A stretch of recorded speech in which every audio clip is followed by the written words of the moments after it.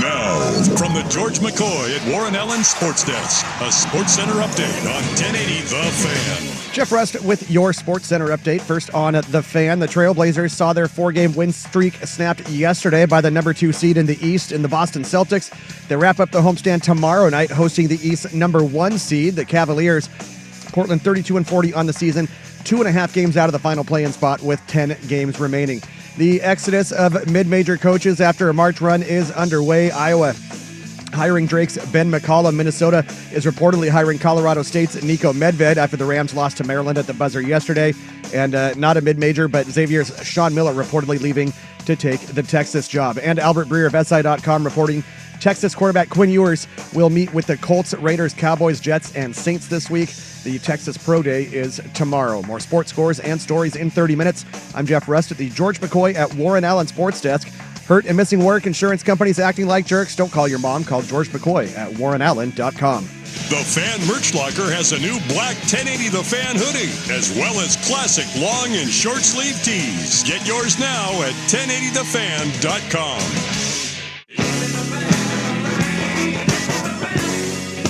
This is Danny and Dusty. Meringatang is going to be a thing. You're not coining anything new. With Danny Meringue and Dusty, the Fan Man Hera. I'll throw some monkey sounds in there and call it good. The old Danny Meringue pie. Danny and Dusty on the Odyssey app and 1080. Yeah, this is going to be awesome. The Fan. Wow! Danny and Dusty here on a Monday afternoon. Dusty still haven't gotten that picture from him drinking a mojito. Coward. Will Ortner in for the next couple days while Dusty is, just having fun in Mexico. Yeah, laid up, having a good time, enjoying everything that Cabo has to offer. Do you think he's gone to Sammy Hagar's bar?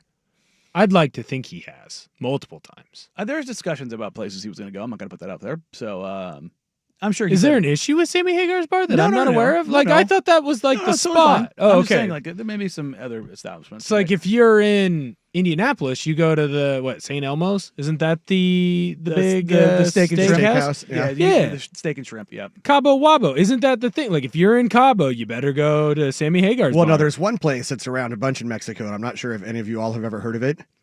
Senor Frogs. Oh yes, I've actually been there. It's a delicacy they hear. It's a real nice establishment right there next to Margaritaville. Yes. It's like my favorite New York slice is a good Sbarro pizza. Have you been there before? Good Lord. The Michael Scott. Available only at food courts everywhere. Yeah, no, my wife and I went to Puerto Vallarta. That's where I proposed to her back in 2019. She'd never been to Mexico before. Nice. And we did the all-inclusive, big old resort. And, we went all in, had a crazy view. And, the balcony overlooked the pool, which, ran into the ocean, right? It was insane.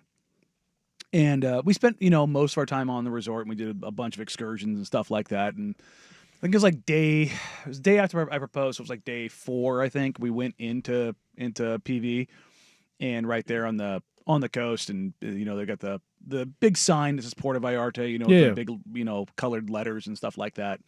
And she's like, "Where you want to go grab some food?" She's like, "What about that place over there?" And I think she thought it was like a like a nice spot restaurant. It was the Senor Frogs. No, it wasn't. Yeah, and I was like, she's like, "You ever tried this before?" Well, I knew what it was because I'd been there when I was younger. Yeah, and I was like, "No, we're good, but you're close. We're gonna go to the spot on the other side of the street." My God, the food there was incredible. I've talked to 3 other people that I know that stayed at the resort that we stayed at, and I can't remember the name of the restaurant every single time. But the other people that I talked to, they brought up pictures from that restaurant, and I was like, I just scroll through my phone. I'm like, that's it, that's the one. That's the one. It's like, oh my God, the food there was incredible, right? I was like, yeah, oh my God, it's some of the best Mexican food I've ever had in my life. It wasn't part of the hotel. It was just right next to the hotel, or was it technically part of the hotel? No. This is probably mile and a half at most. Because we just walked off the resort and walked into downtown. It's right there, so it's not a part of the resort, but it's close enough to where everyone knows the deal. Everyone sneaks over there. 100%. Yeah, that's where you go when you go into the city to go shopping or go do the touristy stuff. There's a big throwback Mexican church. Looks the architecture is very reminiscent of what you think it is with the big steeple and tower. That's and awesome. bell. Oh, PV for everybody who's worried about going to Mexico. Number one, Don't. don't. Number two, well, I should say, don't if you're going to like the touristy areas, because number one, the cartels control that area and they don't want to screw it up. Yeah, because they launder their money through there. The minute that we stop going there, it's bad for them. But also, like, if you're just not an idiot, you're gonna be fine. If you're worried about it, just stay in the resort. Yeah, no, like, stay in the resort. You are perfectly like if you go to like specifically Puerto Vallarta, like you land in the military base is right there. Right. Like they don't want people messing with the tourist money. Mm-hmm. Period. Point blank. Now, if you go into other regions that you're not supposed to go into, it'll be a problem. It'll be a problem. Like don't like right. Third world countries are going to third world country. Like when you go into the deeper areas that you're not supposed to go into, you're opening yourself up to risk. I remember when you go to Mexico, just follow the TLC rule. Don't go chasing waterfalls. 100%. Yes. And again, that's not a shot at Mexico. It's like just the rest of the world. Well, like I love Mazatlan. I've been there several times, and it's fantastic.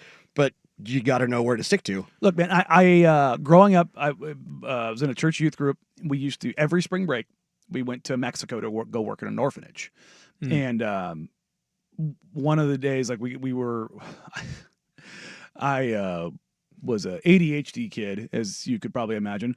And to burn me out, they had me dig a 9 foot by 9 foot by 9 foot hole for a septic tank in the middle of, spring break in Mexico when it's like 90 degrees.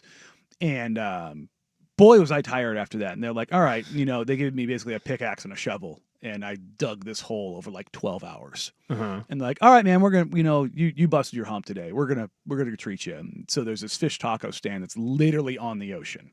And the tacos that come, or the fish that comes up is whatever he catches. Right. And it like, you see him, like there's one guy in the little shed cooking. There's a guy down there fishing. He just starts moseying up 40 feet from the ocean with a, whole catch. They dress it, cook it right there. It's the freshest fish taco you've ever had in your entire life. They are incredible. Like they're frying, like battering and frying them right there in front of you. And like that's like one of the things we always look forward to.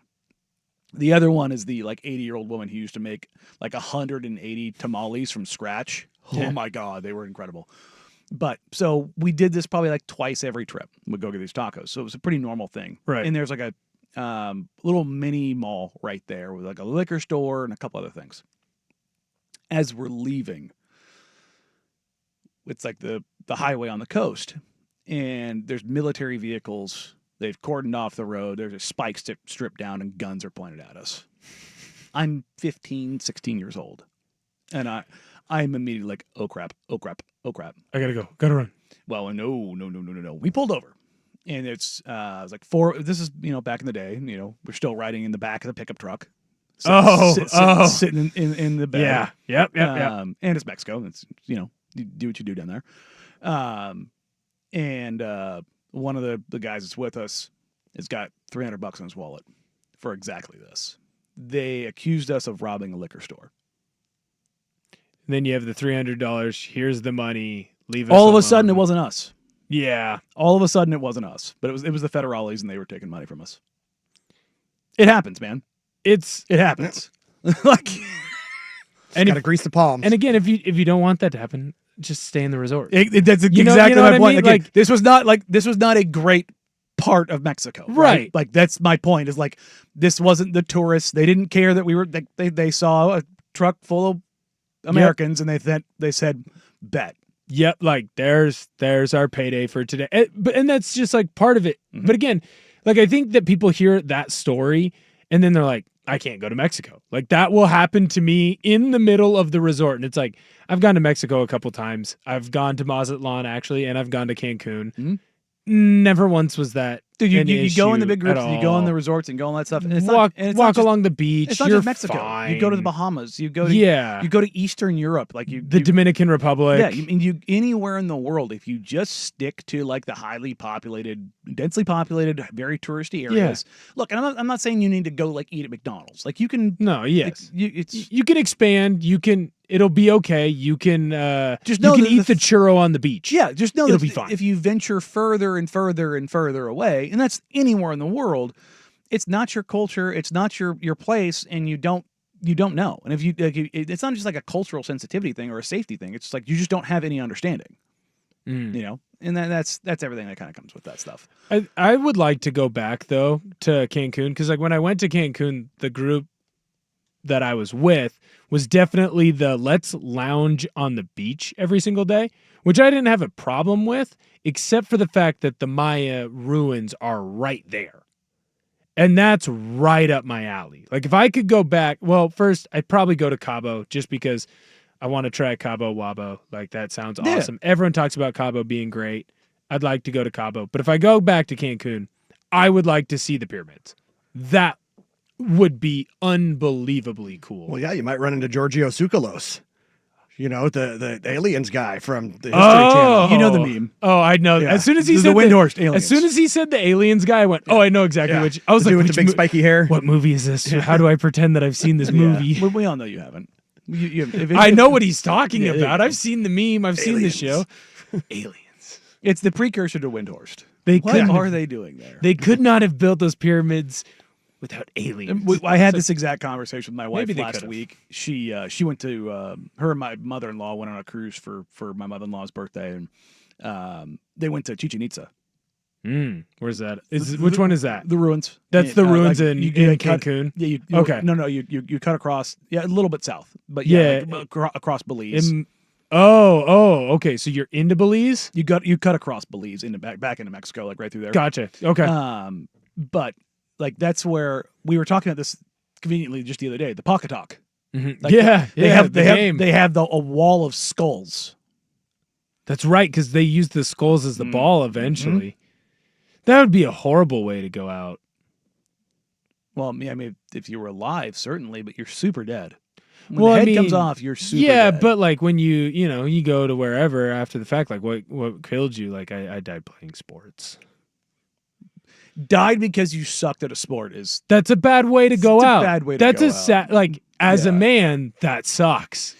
yeah. You know what I mean? Like there are worse ways to die, but as a man, when all is said and done, Yeah, over there, what's his name? if you had to own, when Bobbitt finally goes, when he's got to explain what happened, I think he's got it worse. Bobbitt's the chop off guy. Yeah, yeah, where yeah. They found Yep. it in the field. Yep, that guy. Well, but you know what? Okay, look, I'm gonna go real dark here. Might as well. It's Monday. That happens to you, and they find it in a field. Do you want it back? Well, I mean, yeah, sure. Do I you- mean, as long as you got some prospects there. See, that's not where I thought you were gonna go because my question. My He question, could have at least turned it into like a sponsorship with Hillshire Farms or something in Little Smokies. right?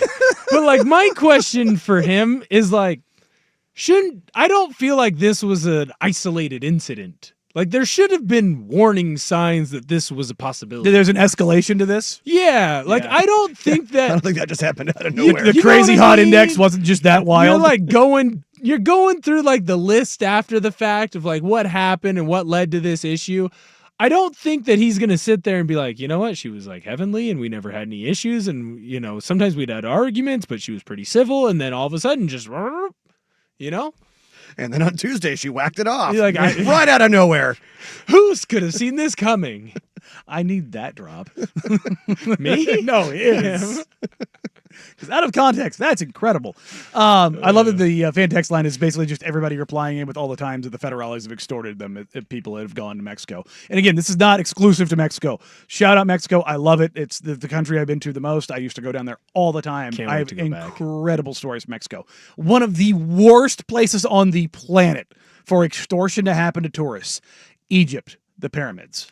If you have not been, you have no possible way to understand the level of just scumbaggery that is around the pyramids. Is that because there's the Pizza Hut right next to it? Well, and no, they that's jack up the further. prices? So that's not that bad. That's whatever. That comes with every tourist thing. It's a very niche thing. If you're ever going to the pyramids, get a like rental car service. Do not roll down the windows, no matter what. No matter what, you will have fake policemen, you have fake ambassadors, like fake everything, saying you need to pay for this. You need stop. You need to do this. You need to do The this. ambassador, really? Oh yeah, just fake badges and credentials everywhere. None of them are real. Not a single one of them are real. Do not stop. Do not listen to them. Just put your head down and plow through. Do not just no. And if you pay for a service to drive you through instead, yes, that's what I'm saying. Pay for it. Pay for it. Because if you get in the local cab, they're in on it. And they're going to drive you through there real slow, and they're going to have the windows down. That's ridiculous. Oh yeah, dude! Look, it is a full-on extortion scheme. It is so bad. It is so bad. Could you do that at any of our monuments around here? Do you think in Miami works? they're selling freaking license appointments For what? in Miami-Dade? The appointments, the calendars are booked so far out. And there's like it's so impossible. It's like months out. We had this on Worst Day. I want to say like last week on Wednesday or Tuesday or Wednesday. Jeff, was that right? Selling licenses? No, selling appointments. Appointments, yes, to the DMV. To the DMV that Scalping are free, appointments at the scalping DMV. them because they're using bots to grab them all up. So trust me, we're not above this. I was gonna say, like, there are definitely people in America that do this for sure. Yeah, 100%. I mean, isn't this how? This is how Dan Schneider made all of his money. He was selling prepaid cell phones. Yeah, there you go. And he would sell it to immigrants. Mm-hmm. That's how he made all his money because he wasn't already a horrible human being. Yes. It's look again. When I say that these things happen in other countries, I'm not saying we are better than them. In any way, shape, matter, or form. We have our dirt bags. Trust too. me, they are everywhere. It's just that at a lot of these kind of places, because of how touristy stuff is done, like it just becomes a part of the economy, man. In places in South America, like if you're traveling in like a van or something like that, and you're at a stoplight, don't hang your hand out the window with your phone and try and film anything. They're gonna come out. They're gonna snatch it. Yeah, they're gonna take it. 100%. They're gonna take it. My TikTok algorithm feeds me the ones in Africa of people like because they don't really have lanes on a lot of the big city roads. Yeah, because who needs those? Yeah, I mean, it just kind of like They're it's useless. I mean, look, you go to Eastern Asia, it's the same way. Like you go to like Thailand, Vietnam, stuff like that. You just drive. It's really just guidelines. Right. It's all vibes, and yet it moves faster and more efficiently than half the traffic in our country. It's incredible. It's like it just keeps going, and you're like, how does this work? And no one dies. I don't understand it. Well, the people die. People for sure die. But I have a video that pops up, a guy that pops up every now and then that he's a very sick individual, but it's very funny in my own sick, twisted way that when people try to reach in his car, he sits there with a taser and just zaps them just over and over and over again. These guys, I'm like, look, they're thieves. They have what's kind of coming to them, but right. It's very funny that they think they're gonna like rip something off. Like he's got like the travel vest kind of a deal, Yeah. and people like are like, oh, and he baits them. He like put his wallet in his top. 100%. He's doing that on purpose to get them. Yeah, he kind of sucks, but they also suck. So you don't feel bad. Look, I know we're up against it, but I got one more in here. You talk about travel and things that suck that are insane. There is a Russian group that is selling tickets basically to hunt Somali pirates. And what they will do for anywhere between $7,000 and $12,000, they will take you on an ocean vessel through the Persian Gulf, through the Strait of Hormuz, where the Somali pirates just happen to be, on international waters, and you may or may not have a 50 cal mounted to your boat. Who's buying that? Are you kidding me? Why? Are you kidding me? Who's buying that? You don't think some sick, twisted billionaire is out there like, wait, I can do this? No. Because it's international waters, buddy. I can go play pirate. No. Yeah. People aren't buying that. And the people that are... You think you really think people aren't buying that? Well, clearly someone has to be. I mean, they're the Central doing Washington in you is coming out No, very this is strongly. The naivete. I was going to say, because this is a small mouse, big city. Oh, right there. buddy, yeah, this is buying that. Like, oh, yeah. There are so many like better options if I'm a billionaire or a millionaire to waste my money on. I could go big game hunting. You could go play Predator. If you're doing that, you probably need to be arrested. Well, that's the whole point. Is it's international waters. I know, You but if can't you're be. like, hey, this is an idea that I have, It's Let's insane run to it me by that my friends. the world is made of like, what is it, 72% water, and the Sure. international coastline extends, if I remember right, 7 miles. I think it's Sure. 7 miles off the coast. So let's just say roughly 60% of the world is a crime-free zone. In the sense of not that there's no crime there, it's that nobody actually has jurisdiction over it. Well, who's going to have jurisdiction? Aquaman? Right? Like, it's just it's an insane thing to me. It's like, so we could have like mutual combat out in the ocean and nobody can say anything about that, huh? I feel like people can say things. I just don't know that they can do anything. Oh, that's what I mean. But I Like, also don't understand maritime law. Like, It's- give me a night. Let me read up on it. We'll figure it out tomorrow. it's absolutely insane. So I could come up with a million of these stories, and that could literally fill 3 hours of this. But we do have a lot of sports to get to. The NCAA tournament is going fast and furious, and the local team found themselves up against it in the 4-5 matchup between the Oregon Ducks and the Arizona Wildcats. It came down the stretch, but the Ducks couldn't quite get it done. What happened for them, and what does that mean now as the Arizona Wildcats go to take on Duke? Coming up here on Danny and Dusty, 1080 The Fan. And then on Tuesday, she whacked it off. Good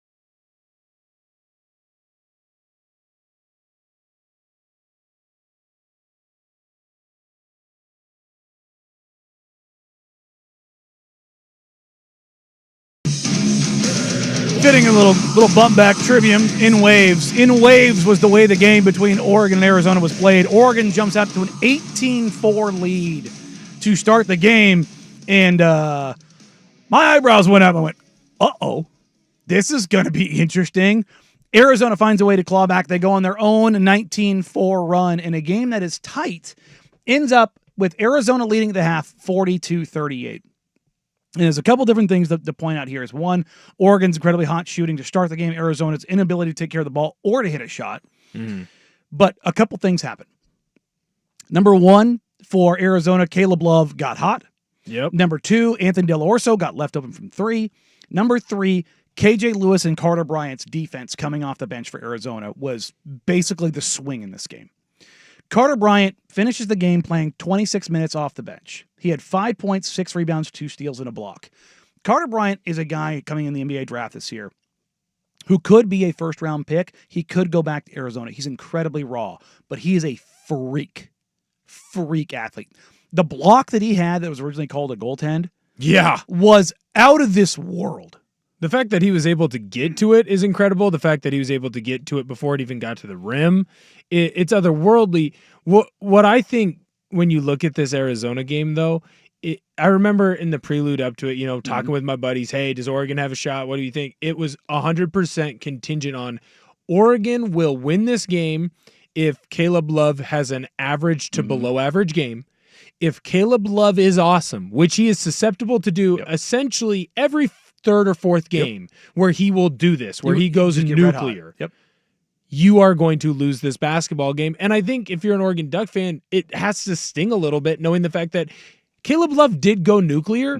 And you're still right there. I think you can make the argument that Oregon still should have won this game. 54.5% from the free throw line. The missed free throws is certainly something that bit the Ducks. Killed even you. more than that for me, and this is the swing. I just kept hammering it leading up to the NCAA tournament. The Ducks are a volatile three-point shooting team. Yep. They go 7 of 20 from three. If they get hot and they go plus 40% from three, they have the potential to basically beat anybody in the country because they're a team that can just spread, like with Biddle. Having a stretch five in college basketball is a bit of a cheat code because, like, perfect example, Donovan Clingan was great for UConn. Back-to-back national title winner, came off the bench his freshman year, sophomore year, played 20 minutes a game, but he didn't leave the paint. Right. Because he's 7'3" guy. There's no 3 seconds. You can zone it up. You can just keep him at the rim, and it's impossible to score at the rim. But if all of a sudden your 5 now has to step out because there's a real threat of a guy out there, right? It is a massive, massive, massive problem. Quentin Post at Boston College torched North Carolina, was it 2 years ago? Just because he's a 7'1" guy who's going to sit out there and just bang threes on you. And now he's doing it for the Golden State Warriors. And it's like when you get these guys that can do that, they really can bend your defense. And Biddle ended up having a very solid game, but it takes out that Toby Awaka for Arizona was in foul trouble for large portions of the game. Toby Awaka is not this incredibly skilled big man who's going to just, work you in the post. It's like Janai Broom from Auburn has got every different kind of post move up and under. It's kind of Taj Gibson-y. Yeah, he's going to get to his spot. It doesn't matter how he gets there. If you're going to be strong, he'll go finesse. If you're going to go finesse, he'll go strong. Yeah. It's he's going to get 24 years old. Like you've got the skill, you've got the size, you've got the strength, and you've got the IQ to know how to execute. Right. Awaka's just a truck. He wasn't going to get moved by Biddle, and it was clear that's why Biddle struggled early. You could hear it on the game. Jalen Rose kept harping on it, like Biddle has to get back into this game. Biddle has to get back into this game. And when Oregon went on their run, it was because Awaka got into foul trouble, so they had Vashir out there. Visar, completely butchered his name. But he was on Biddle. Biddle could back him down the way that he wanted to, and he could get to that jump hook, and there was never an issue after that. Biddle helps get Oregon back into it, and Shellstead helps Oregon get back into it. But I definitely felt watching this game, especially as you get towards the end, it was the perfect time placement for it because it was Pac-12 after dark, but it was the perfect time placement for sloppy basketball play. Like, as good as Caleb Love was, if the ball wasn't in his hand, Arizona made mistake after mistake. I mean, that's college basketball in a nutshell, my man. 100%. But this was when you've got more. guys. I mean, but when you've got guys that your primary ball handlers in college. They are that, not because like, oh, you need, it's the same thing I talk about in the NBA. The guys that are handling the ball because they can handle the ball. Right. I think everybody thinks like, oh, you're a D1 top 25, institution college player. You can create against other dudes. No, most guys can't. And that list gets infinitely smaller when you get to the NBA. And the difference between it, like Caleb Love is a guy that I think when he first got to college, a lot of people thought he would be an NBA prospect. He's a fringe. He might be a second round draft pick. His age is going to probably preclude him there. He'll maybe go undrafted and get some camp invites, stuff like that, because he can get hot. When he goes nuclear, he's unbelievable. But he can also go exactly. But that's ice cold. That's the consistency. That's the name of the game when you're talking about college basketball. And honestly, with a game where Jackson Shellstead for the Ducks goes 9 of 14, 3 of 6, 4 of 6 from the line, has 25 points. You think it's a game that the Ducks can win, but one of the things that stood out to me when I looked at this, the Ducks hit 32 shots. 8 of them were assisted. They had to create their own offense individually all game long because Carter Bryant and KJ Lewis and Awaka were so damn disruptive.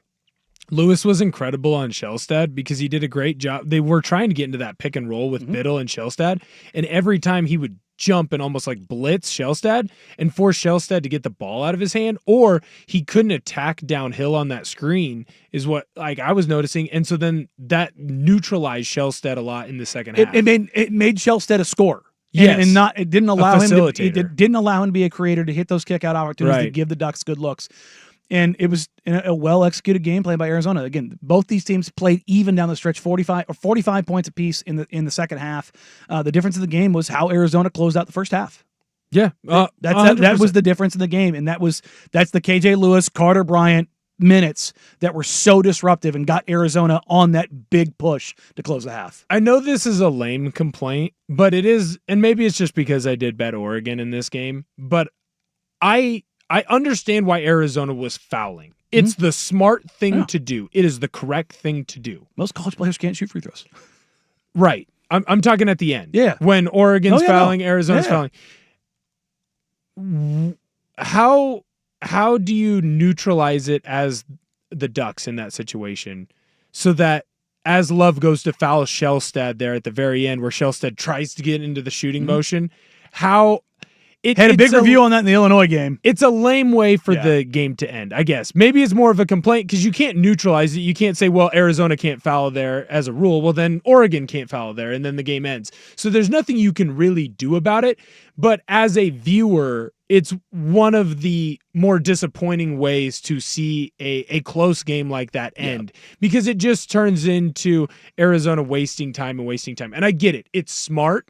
It just sucks as a viewer of that. No, it does. It's a smart way to play, unfortunately, and you kind of limit some of the great moments. And we'll get to one of those great moments coming up here next. Derek Queen hits a game winner, the first real madnessy moment of the tournament, as Derek Queen and Maryland hit a game winner, and controversy ensues. But first, here's the big Kahuna Sports Center update. Hamburgers, the cornerstone of any nutritious breakfast. Now, from the George McCoy at Warren Allen Sports Desk, a Sports Center update on 1080 The Fan. First on The Fan, the Trailblazers saw their 4-game win streak snapped yesterday by the number 2 seed in the East, the Boston Celtics. They wrap up the homestand tomorrow night, hosting that number 1 seed in the Cavaliers. Blazers are 32-40 on the season, 2.5 games out of the final play-in spot with 10 games remaining. The College Hoops March coaching carousel is in motion. Iowa hiring Drake's Ben McCollum. Minnesota reportedly hiring Colorado State's Nico Medved. And Xavier Sean Miller reportedly leaving to take the Texas job. Albert Breer of SI.com reporting Texas quarterback Quinn Ewers, will meet with the Colts, Raiders, Cowboys, Jets, and Saints this week. The Texas Pro Day is tomorrow. More sports scores and stories in 30 minutes. I'm Jeff Russ from the George McCoy at Warren Allen Sports Desk. Hurt and missing work? Insurance companies acting like jerks? Don't call your mom. Call George McCoy at warrenallen.com. The Hot Corner, now in its new time. Tuesdays at 7 after Isaac and Sue on Portland's Sports Leader, 1080 The Fan.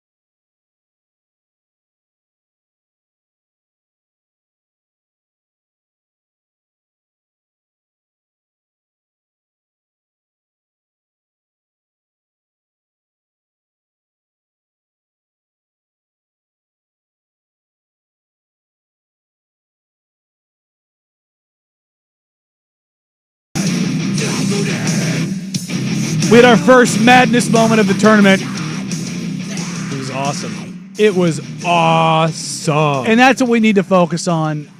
I don't care about the travel. It wasn't a travel. We don't need to Zapruder film this. We just don't. Jeff, do we have the audio? Let's listen to the live show, the live call. Gillespie looking to throw it in. Gets it up top to Queen. Dribbling left. Big step down the lane. Runner for the win. Banked it in! He banked it in! He banked it in! And Maryland has won!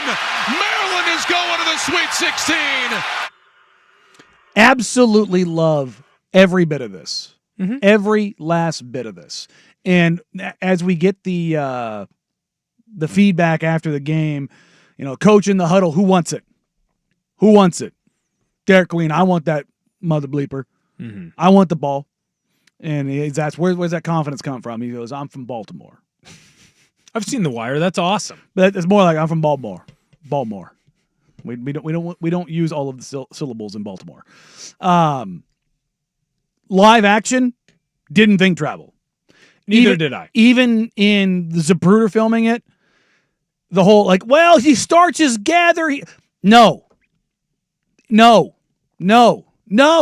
Stop. It's either a travel or it's not. If it's a travel, it's a travel. If you've got to go frame by frame and go, well, his toe leaves the ground by 1.2 millimeters here, and he started his gather. No. Look, I'm the analytics nerd.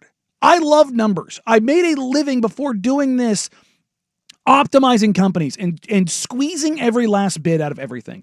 As I get older, I go, number one, what the hell was I doing? Number two, we've got to leave room for stuff. Yeah. We've got to leave room for dope stuff to happen.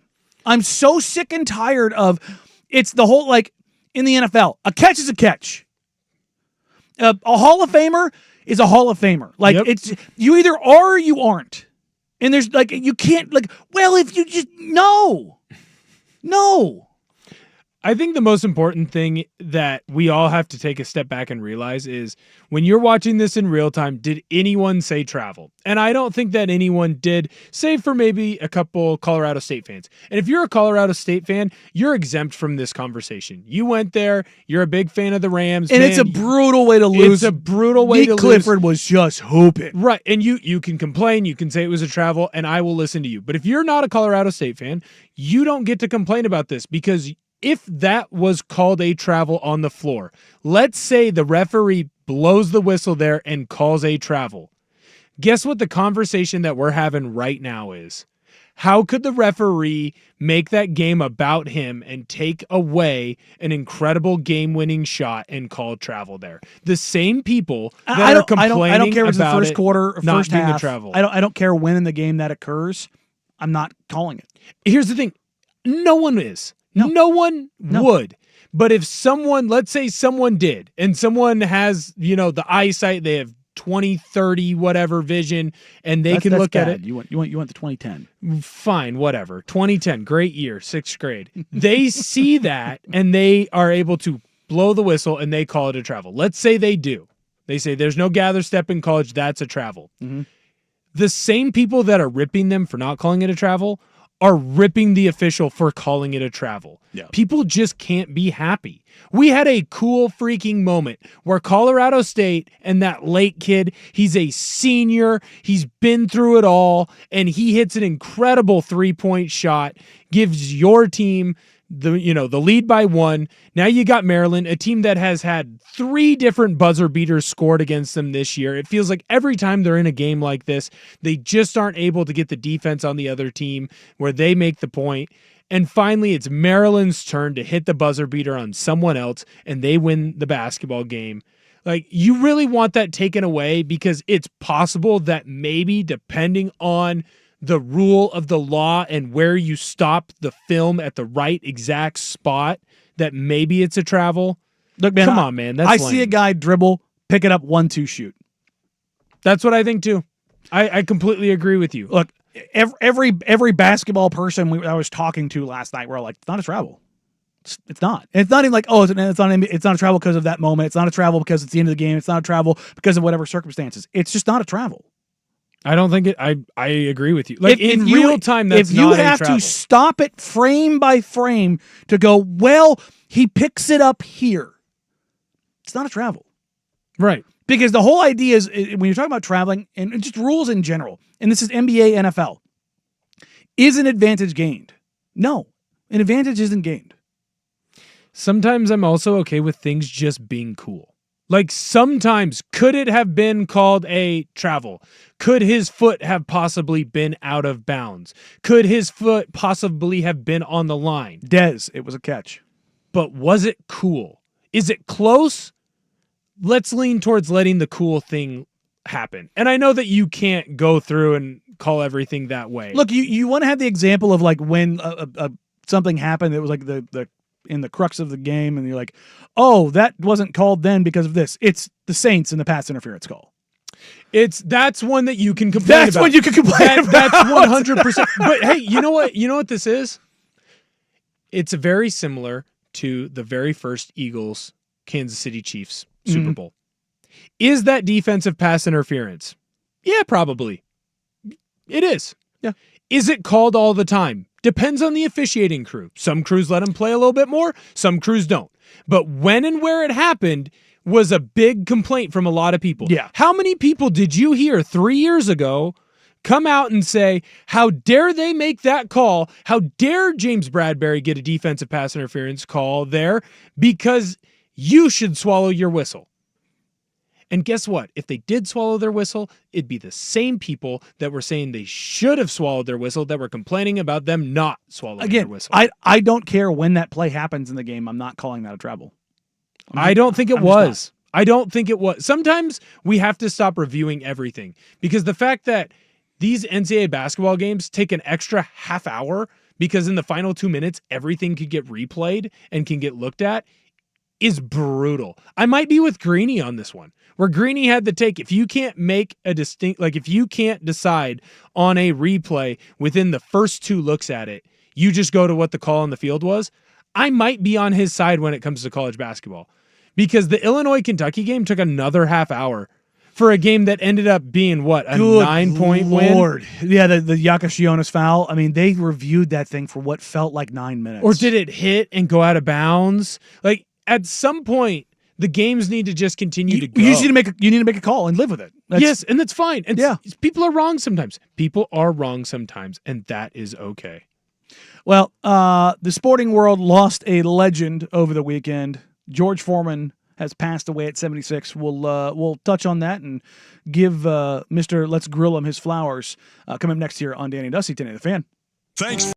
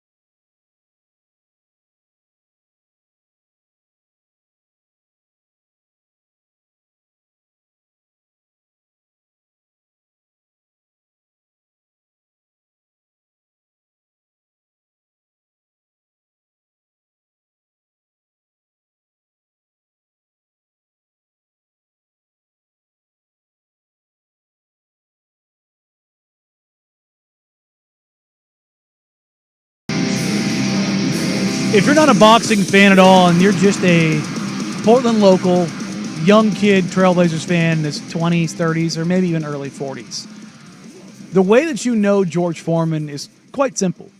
The Trailblazers are in a close game against the Utah Jazz in the Western Conference playoffs. The arena had, I'm literally getting goosebumps remembering those times at the Memorial Coliseum. And Welcome to the Jungle starts blaring over the PA. It's so loud you can't talk to the person next to you. You have to cup your hands and scream. And then 50-year-old George Foreman pops up on the screen, says, "Let's grill him, grill him, grill him, grill him." And that is a memory that will forever sit. And I think anybody who was ever in the building for those iconic moments for the Trailblazers, and they started pulling that out over the last couple of weeks as the Blazers have been in some big games in the fourth quarter. And it just calls back to a moment. I think that's what George Foreman was. It's not the George Foreman grill guy, but it's always calling back to a moment. George Foreman has some of the most iconic moments in boxing history, whether it's Down Goes Frazier or the Rumble in the Jungle or coming back and fighting Evander Holyfield and bludgeoning him before eventually losing an unanimous decision. The first ever boxing match I can remember watching was that fight in 91. So I grew up very poor, but one of the things that we would do back in the day is the whole neighborhood would pool all their money together and buy a pay-per-view fight. That was the thing that we did. It's one of my earliest sports memories is sitting on the floor at a friend's house with a bunch of other dads and kids watching that fight. It's also the first time I ever tasted beer, and I was disgusted by it. It was very funny. But George Foreman, well, he's not the central figure in boxing. He was always the best supporting actor, whether it was to Ali, whether it was to Frazier, whether it was to Mike Tyson, whether it was to Evander Holyfield. And this isn't to say that George Foreman wasn't one of the best boxers we've ever had, because he is. Yeah. But he was so much more than that. And he's just so unanimously tied to culture and boxing at that time. And it's crazy to think that he was only 76. Right. Well, I'm just looking at his career right now. Because, unfortunately, I think for, leading the charge for Gen Z over here, you're probably a bit too young. I know him for the grill. Yeah. Let's just be honest about it. No. I had one in college. That's what I know him. And I know of him as being a boxer. Yeah. And he was good. And I know he lost to Muhammad Ali. Mm-hmm. That is what I know of. After beating the hell out of Ali for, 4 rounds. And that's what I know of Foreman, right? And now, obviously, he just had a movie that came out, and so I'm sure that there's a younger crew that's starting to get to know more about Foreman. Also, the oldest heavyweight title holder at 45 years old. Which that's insane. That's insane. I'm reading up on his wiki right now, and that blew my mind. Yeah. But I think for, the younger generation, and for me, unfortunately, when someone who is past our time frame, when they do pass away, it's actually a good thing for the younger generation to actually learn about them.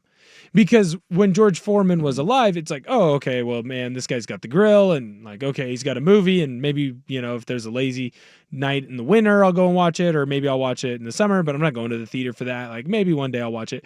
But now that, he's passed and you have that, it's oh, maybe I should, take the time to get to kind of know what he was. Go down the YouTube rabbit hole understand of George Foreman. It is truly incredible. It's just before Mike Tyson, he was the guy who would kill people with punches. He was the one punch knockout.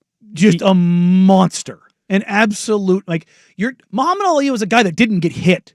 Right. And George Foreman hit him a lot. Mm-hmm. Over and over, and crushed Joe Frazier. This was a guy, especially at that weight class, that heavyweight, that's when boxing to me is at its absolute best. Yeah. Well, is when the heavyweights are ruling the world. But that's also when boxing is in its golden age. You are, they probably make more money now, boxing. No. Oh God, yes. But boxing is the popular sport. Yes. Right now, UFC is bigger than boxing. Yeah. Boxing back then, that was the thing. That was the gladiator fight. Mike Tyson fights were the single biggest events of a year. They were always in Vegas. The one sporting event that could actually be in Vegas back before, sports gambling was legal. So people were there. Everyone got the pay-per-view. Everyone watched. He was a big deal. And, you know, a little side note on the George Foreman grill. Do you know who it was originally meant for? Hulk Hogan. Yes, it was. Yep. And he said, nope, didn't think it would make any money. And George Foreman is fantastic in the sense of the George Foreman grill is the one appliance that when I was in the military that was allowed in the dorms because it was military proof. We had it in the dorm rooms. Like they wouldn't trust us with microwaves in our room, but a George Foreman grill that doesn't have an off switch is what they let us have in our rooms. They trusted us. I would You had go to unplug it. It was so idiot proof. No on off switch. Unplug. I would go to my buddy's house. We would buy, and this is where the dollar store steak thing started, is I would go to the dollar store and get the steaks. My buddy would go and take the rest of the money that we'd pooled together, and he'd go get the 30 rack, and we'd meet back up. And on the balcony of his apartment, we would cook the steaks up one at a time and drink our whatever we had bought. It was a Your lot rock of stars. it was a lot of Rolling Rock, and I think there were a couple times where we had enough money where we could get some Modelo's. Oh, look at you. A couple times Coors Lights too. So those were kind of the key of where we went. It was like if we had some money, we could get the good stuff. If we didn't have any money, we just figured it out. But I loved that stupid little George Foreman grill because it always worked and it was perfect, and they actually let us have it. And look, that's like the cultural iconoclast that George Foreman was, is that even without boxing, the George Foreman grill, it'll live on forever. Yeah, but it's super cool, and it's again that fact that he was only 76. This is a guy that fought Muhammad Ali. Yeah, it feels like so long ago. This is a guy that was boxing in the 70s. Okay, just think about this real quick. He was boxing in the 60s. I know, but I'm talking about the Rumble in the Jungle and Frazier. You're talking about 72 and 74. Yeah, 73, 74. Or 73, 74. He won gold in the 68 Summer Olympics. Just think about that. Now, it's 2025. You're talking about a guy that was fighting 50 years ago. You're talking about a guy who won a heavyweight title at 45 years old. It feels like he should be so much older than that. Mm-hmm. But it just shows you how young he was when he was fighting in his prime. Right. Well, and I'm kind of cheating because I'm going through his wiki right here, but he dropped out of high school at 15. Like, pretty good fighter. This is what he had to do to make it. Yeah. And he's like one of the all-time American success stories because, again, I don't know him for fighting. And I would bet you that most people, I probably know more about him than most non-boxing like junkies my age. Sure. But I know him for that GD grill. Yep. I know about the grill. And there's a lot of people that's how they know him. And I bet you if you went, and I bet you could go down to like I have cousins that are middle school age. You can go to my middle school age cousins. They know what a Foreman grill is. I almost guarantee they know what a George Foreman grill is. And he will live on forever in that way. And hopefully more and more people, when they hear George Foreman grill, why do they call it that? They go back through and they look what he was. That's what I mean about him just being that cultural icon, and not just a boxer, but like the at Blazers games. Let's grill him. Like that is just it's a cool thing that just has this very niche tie-in, right? That is just so Foreman-esque of just again being great, but also being like the greatest supporting actor of all time. And I don't say that like in a derogatory term. I mean that in the most glowing fashion. Like again, one of my earliest sports memories. It's going to a Dodgers Cardinals game, my first ever baseball game. That Holyfield Foreman fight, and my first ever Blazers game, which was a Blazers Lakers game at the Forum. Like those are my three earliest sports memories, and they all have like these very cultural ties to them. And it's so weird that he was only 76 and that he's gone. I can't believe he was only 76. Because I think about it, like I don't think about myself, again, it sounds selfish, but like I'm 40.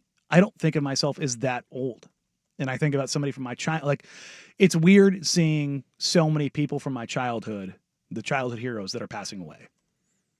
Yeah. And it's, well, I guess you don't know yet, but you will in the next 15 years. We have I'm in the age of, for your age group, it would be like the Kurt Cobain, where it's like they pass away too soon. That's my age group. Yes. Where, like a Juice WRLD or something, where it's like, oh my goodness. Yeah. Like we are mortal. So, all R.I.P. to George Foreman, the boxer, the humanitarian, the grilling expert, and everything else in between. So George Foreman has passed at 76 years old. All right, coming up next here in hour number 2, the Portland Trailblazers, they're in a gauntlet. They split the weekend against two great teams, one of them missing the most important players, the other one missing some important players. But the Blazers played great. What does this mean for them in the play-in as they push down the final 10 games of the season? Hour number 2 on Danny and Dusty, 1080 The Fan. Hey, it's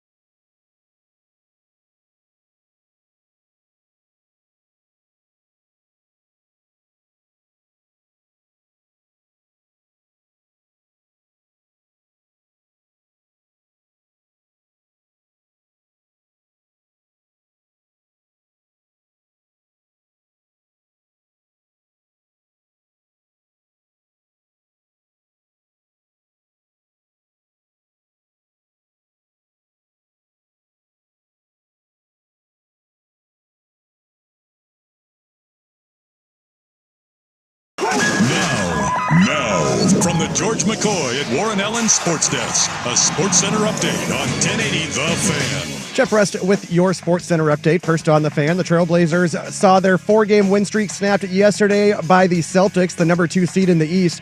They wrap up the homestand tomorrow against the East number 1 seed in the Cleveland Cavaliers. The Blazers are 32-40 now on the season, 2.5 games out of the final play-in spot with 10 games remaining. The College Hoops March coaching carousel is in motion. Iowa hiring Drake's Ben McCollum.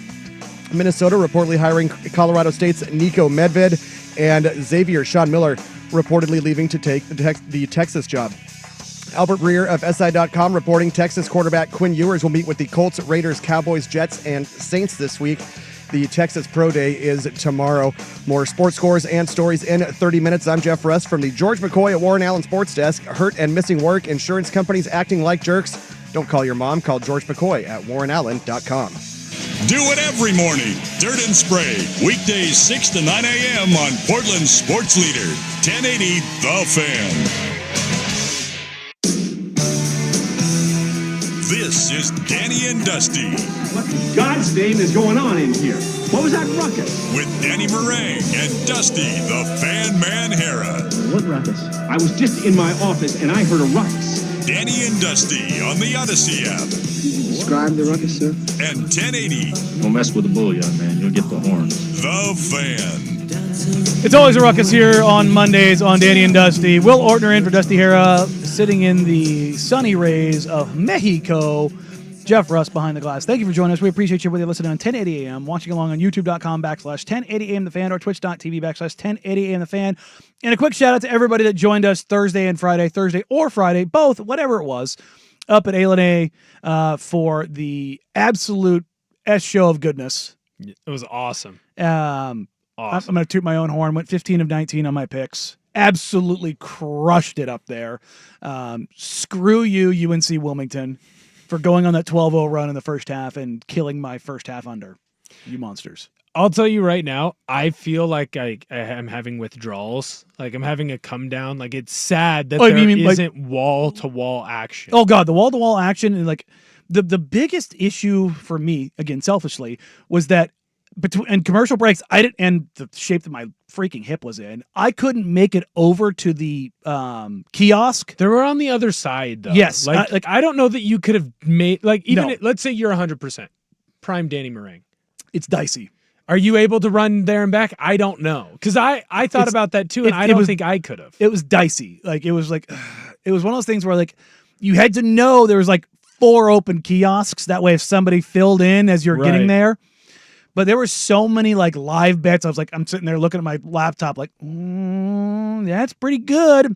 Shout out Dave Bartu who was feeding them to me. Tailed you on a couple that I could, Bartu. And also, he did call St. John's the first of the top 2 seeds to go out. They were. Yeah, and I mean, it makes sense. They had one big Achilles heel all year, and it was they can't shoot. Yes. They are really bad offensively, and where they made their money was they would get steals, and then they'd get easy buckets because it's hard to miss layups. And the other big thing, too, is it was the worst offensive performance from their big 3 that they could possibly have, and it was what would happen when this... Because it was going to happen. Eventually, they weren't going to be able to play 6 games in a row where all 3 of those guys were on, and they had a game where all 3 of them were off. Now, one was off because of foul trouble, Richardson, but RJ Lewis was an absolute gong show that entire game, and I don't really understand why. Of the 3, offensively, he had the best game, and he was getting to the bucket. He just couldn't finish. The length of Arkansas just messed with his shot. And he had wide open looks that he was missing. And we'll dive more into that game in a little bit, but offense is also the name of the game for the Portland Trailblazers over the weekend. They score 128 points against the Denver Nuggets and 116 points against the Boston Celtics. 128 enough to get it done over the Nuggets, who are missing Nikola Jokic. And you would say they were missing Jamal Murray, who did technically play, but you wouldn't know it by the outcome of the game. Denny Avdia had another monster performance for the Trailblazers. 36 points, 8 rebounds, 7 assists, 3 steals, 12 of 16 from the floor, 4 of 6 from 3, 8 of 9 from the free throw line. And we'll probably find a way to talk about Denny himself specifically coming up a little bit later because he has been so good. But the Blazers get 2 games that I think people thought they might not get in the first 2 of this 4-game stretch of the homestand. Then they take on the Boston Celtics last night. And the Blazers did basically everything that they could and should do. It was not enough because Boston is an absolute freaking unit. They're a wagon, dude. It's Boston. This is why they're the favorite. Look, I asked Chauncey Billups, the first question to start the press conference last night was, Chauncey, you damn near shot 50% from the field, 40% from 3. You hit 19 threes. You push on the rebounds. You only have 12 turnovers. You move the ball incredibly well, and you still weren't close in this game. What do you take out of this game? That team's just better than us. And he's right. Yeah. For all of the, I have people oh, it's an excuse. I can't hate this loser mentality. Shut up. Shut up. Shut up, shut up, shut up, shut up. Oh, they're missing Jaylen Brown and Kristaps. Yeah, they still have the 4th best player in the world in Jason Tatum. They still have an unbelievable player in Derek White.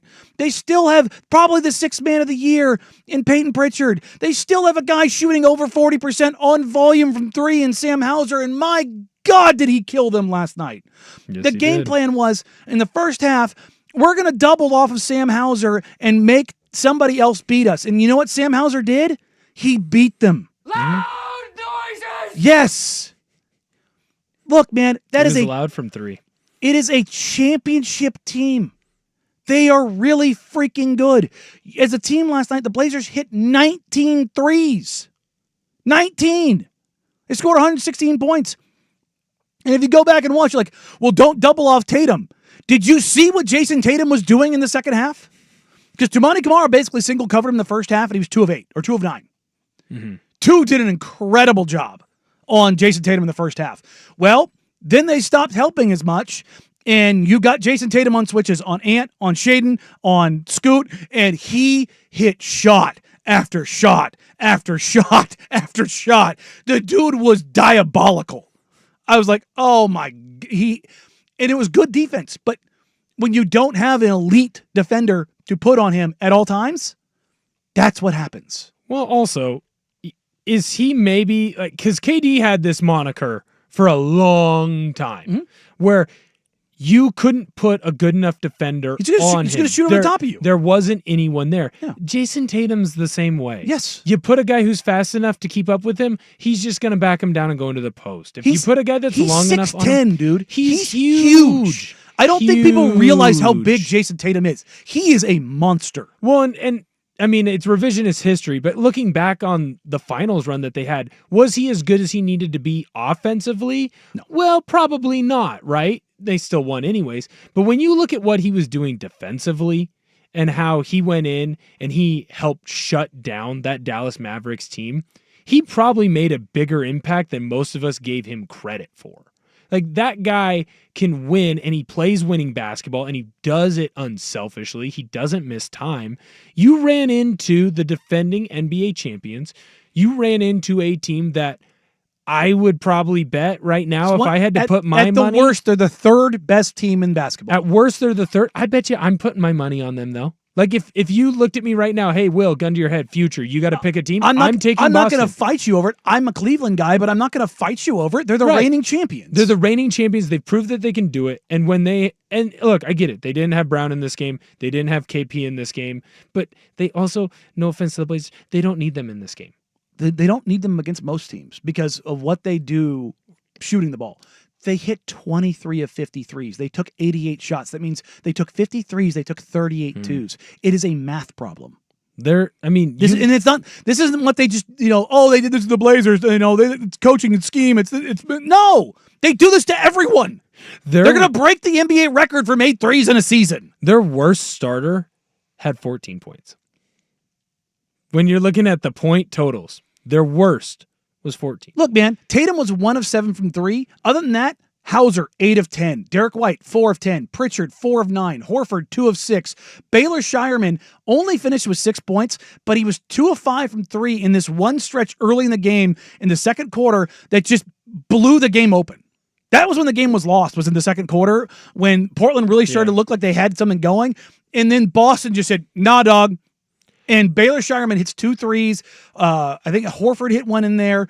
Hauser hit 2 or 3 because I believe he finished the first half 5 of 6 from 3. They're awesome. Yeah. They're awesome and the Blazers aren't. And you know what? This is what championship teams do. Yeah. They make you pick your poison. And the poison the Blazers picked in the first half was, we are going to make the other guys beat us, which is what you do in basketball. The problem is the other guys for the Boston Celtics are really good at what they do. Mm-hmm. And so when you help off and you try to make it difficult for Tatum, Sam Hauser hits threes. Peyton Pritchard hits threes. Derek White hits threes. And even if you're the Blazers there and you hit 19 threes, you finish this game in a 116-129 game that never felt that close. I will tell you what, and maybe, and I thought the Blazers played really well. Maybe this is looking at life glass half full. If you would have told me with 10 games left that the Blazers are going to be 2.5 games out of the play-in, and that, albeit not the strongest Boston Celtics team, but you told me that they were going to play within 13 points of them after the last 2 or 3 years we've seen from the Blazers, I'd be pretty happy with that. Now, I understand, like, going into the year, everyone wanted to tank. Everyone wanted Cooper Flagg. doesn't seem like what's going to happen unless you get really lucky with some ping pong balls. Crazier things have happened, right?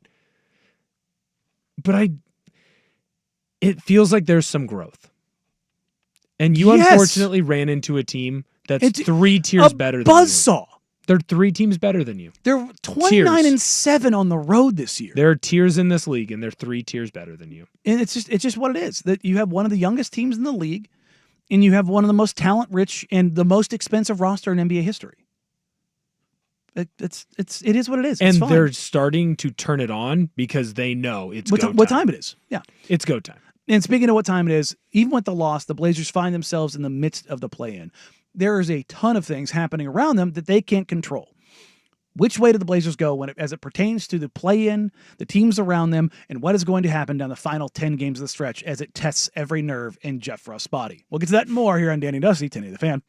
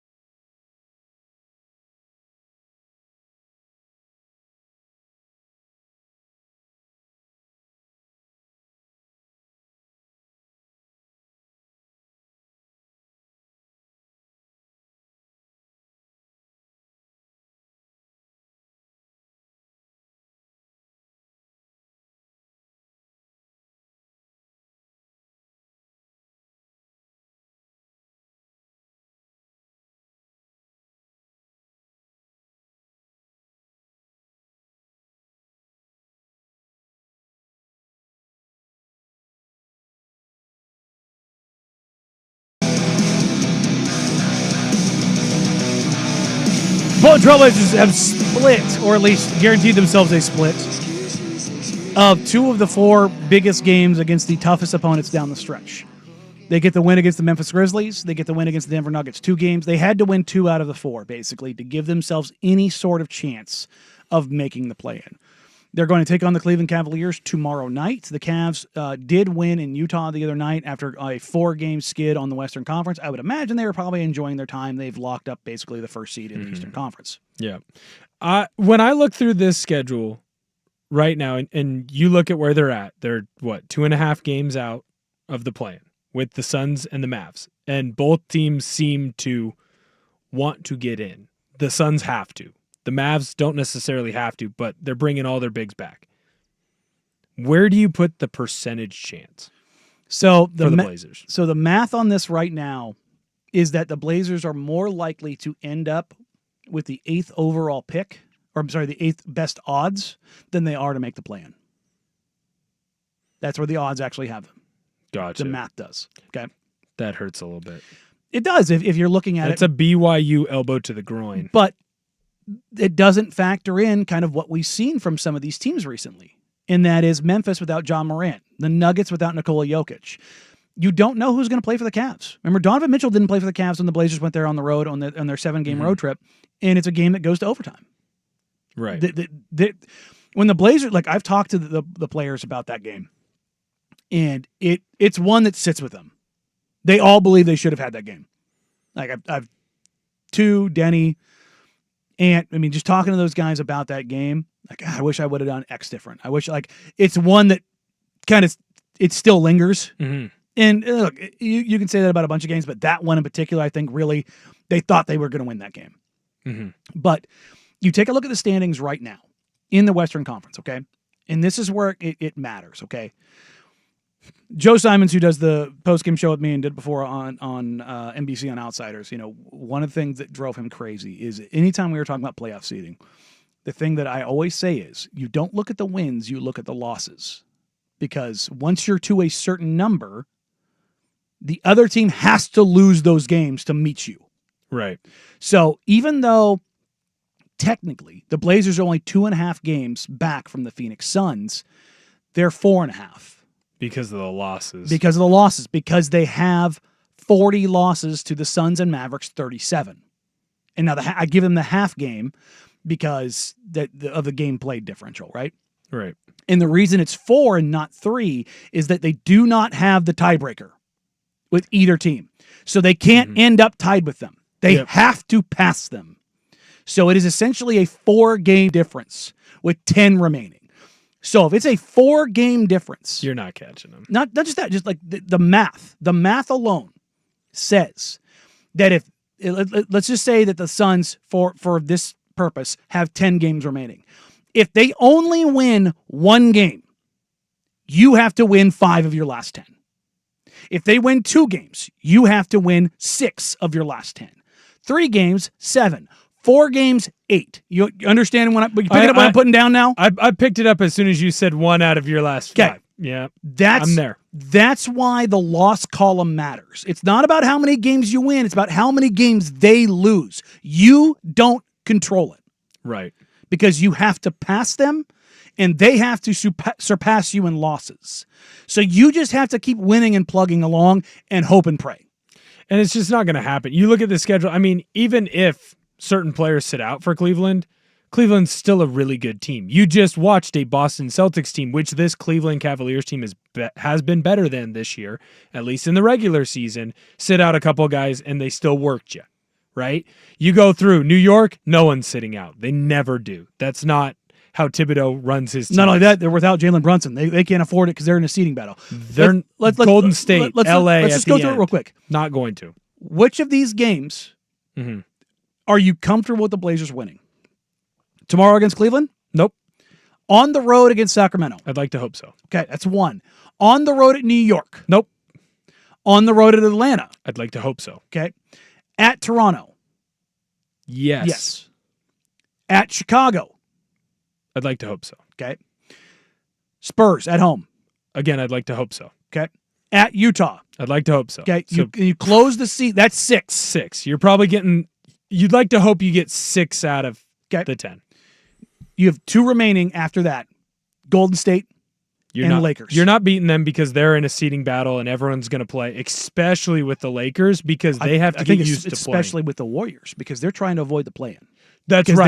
They're in that 5, 6, 7 range right now. See, I was thinking with the Lakers because how much time have Luka and LeBron really got together? LeBron needs just to came ramp back up, and they didn't look good on Saturday night against the Bulls. That Bulls team beat the brakes out of them, and the Bulls are pushing for the play-in. Which is honestly why I hesitated there, because you're getting the Bulls at the end of a 5-game road. Yes. So, 6 best case, and how many times have we seen it in the NBA where it's like, man, that team just hit every 3-pointer they shot. That's that what night. happened for them last night. I know, but where a worse team beats a better team. That's what I'm saying with the Bulls and the Lakers. Oh, sorry, I thought you were talking about the Celtics. I mean, Kobe White was just named Eastern Conference Player of the Week because over the last week he averaged 30 a game. He was awesome. I mean, Giddey was 2 steals away from a quadruple double in that game. So there is you're probably more looking at a best case scenario, not a 6 and 10, a 5 and 10. 5 out of 10. And so that now you're hoping and praying they win 1. That not just that, the Suns win 2 games. It's not happening. That's a tough ask. And then throw in that the Dallas Mavericks are rushing Anthony Davis back. He could play tonight. He has been removed from out to doubtful against the Brooklyn Nets. Daniel Gafford and Derek Lively are doing rehab stints with the Texas Stars, their G League team. This is the ultimate, I've lost $100. I'm going to go to the ATM and pull out 100 more. It is absolutely insane what they are doing. I don't understand. They're doubling down. They're on tilt, Danny. This is something that we've seen before. We've seen it at the casino where you go, I don't want to be that idiot. Yes. Trying to make up everything that you lost. I lost 100. I'm going to go to the ATM and pull out 200 and come back. And get it back. That's not responsible gambling. No. That's not what we promote here. No, absolutely not. So, look, it's still mathematically possible. But there's also another thing you need to consider in those back-to-back games. And they aren't technically back-to-back. It's April 4th and April 6th. Against Chicago on the road, come home for a day, play the Spurs. Those are also the 2 teams that are just behind you in the standings. Right. If you're talking about getting a potential pick and moving up in draft could that positioning. Could that be a spot where someone has knee tendonitis? At that point in time, if you lose a wrist contusion, 2 out of 3 or 3 out of 4, the decision's made for you. Right. And then you just kind of wonder what you do because the math will just be the math at that point in time. And it won't. And again, it does unless the Blazers go 10-0. And even then, they don't control their own destiny because of the loss column. It just is what it is. So that's where the things stand with the plan. Coming up next on our worst day on the web, UConn goes down with a fight, but boy, was Dan Hurley mad about it. We'll get to that on the worst day on the web. But first, it's the Big Kahuna Sports Center Update. I hear they got some tasty burgers. Now, from the George McCoy at Warren Allen Sports Desk, a Sports Center update on 1080 The Fan. This update brought to you by Crunch Fitness. Memberships as low as $9.99 per month. Find your Crunch time in Portland, Vancouver, and online at crunch.com. First on The Fan, the Trailblazers saw their 4-game win streak snapped yesterday by the East's number 2 seed, the Boston Celtics. They wrap up the homestand tomorrow night, hosting the number 1 seed, the Cavaliers. Portland, as we said, they're 32-40 on the season, 2.5 games out of the final play-in spot with 10 games remaining. The College Hoops March coaching carousel is in motion. Iowa hiring Drake's Ben McCollum. Minnesota reportedly hiring Colorado State's Nico Medved after the Rams lost to Maryland at the buzzer yesterday. And Xavier's Sean Miller reportedly leaving to take the Texas job. Over in the NFL, Albert Breer of SI.com reporting Texas quarterback Quinn Ewers will meet with the Colts, Raiders, Cowboys, Jets, and Saints this week. The Texas Pro Day is tomorrow. More sports scores and stories in 30 minutes. I'm Jeff Rust from the George McCoy at Warren Allen Sports Desk. Hurt and missing work, insurance companies acting like jerks. Don't call your mom. Call George McCoy at warrenallen.com. The home of prime time with Isaac and Sue. Weekdays 3 to 7, 1080 The Fan.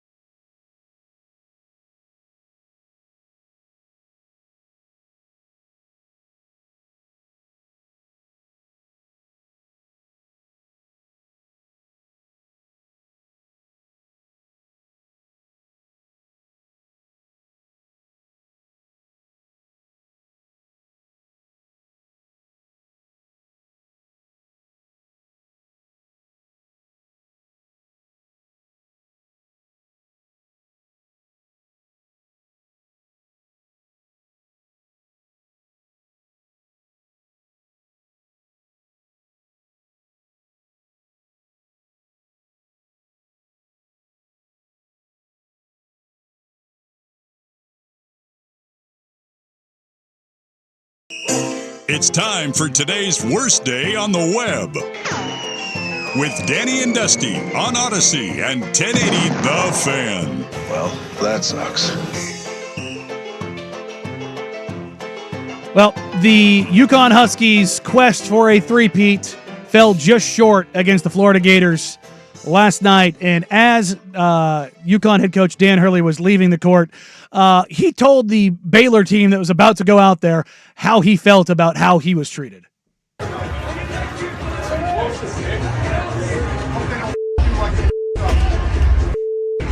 hope they don't do that to you, Baylor. I hope they don't do that to you, Oh boy, if you weren't catching it there because of a little bit of background noise, I hope they don't bleep you like they bleeped us. And that was Dan Hurley, clearly frustrated about the whistle or lack thereof on both sides of it, as UConn falls just short, a 2-point loss to number 1 seed Florida, which is pretty poignant when you think about it. UConn and Florida, the last 2 back-to-back national championship teams. Yeah, I didn't even make that connection. And I don't know if you made this connection then. Al Horford tipped off against Donovan Clingan last night. Al Horford, the starting big man for that Florida team. Donovan Clingan, the starting big man for UConn. Al Horford. I knew Al Horford was old. That's one of my first basketball memories. 05, 06, baby. Is them going up against Greg Oden. So, interestingly enough, I was in the locker room when Donovan Clingan's national title ring arrived to him. And boy, is it nice. And he was proud peacocking. He should be. He should be. Awesome, look, man. Back-to-back national titles is no joke in college basketball, man. Look, they're the first team to do it since that Florida team. And that Florida team was the first to do it since the 80s? Yes, I can't remember. Did it UCLA? Was it all the way back to UCLA? Yeah, I think it is. UCLA is the last so time. So then there's 4 total. It doesn't happen often. No. Even across different eras when players stayed longer, still hard to do. But one of the things Donovan said is best college basketball team of all time. No. Just look. He's not wrong in a sense of like, it's one of the best runs in college basketball history. Back-to-back national titles. It's no joke. They're an incredible team. I looked at him and I went, Donovan? And he just kind of smiled. He's like, what? I go, Florida did the same thing you guys did. And I go, they had Chandler Parsons. They had Joakim Noah. They had Al Horford. They had Corey Brewer. Like they had a lot of NBA dudes. Donovan immediately went, whoa, we got NBA dudes? Me?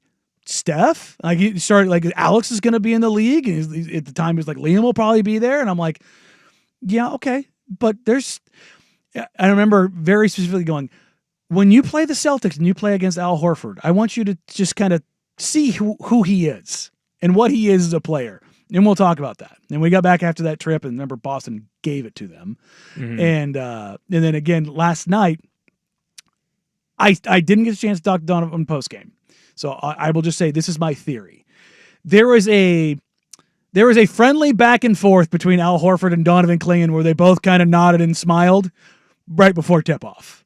And I'm almost certain there were some words exchanged about whose team had just won. Oh, for sure. Well, I mean, he's got to give him a little bit of a hard time for that. I'm trying to go through and look at Wooden's championship teams to see if there's one. The 72-73 teams keeps popping up, but that's the only big player that I can see on that is Bill Walton.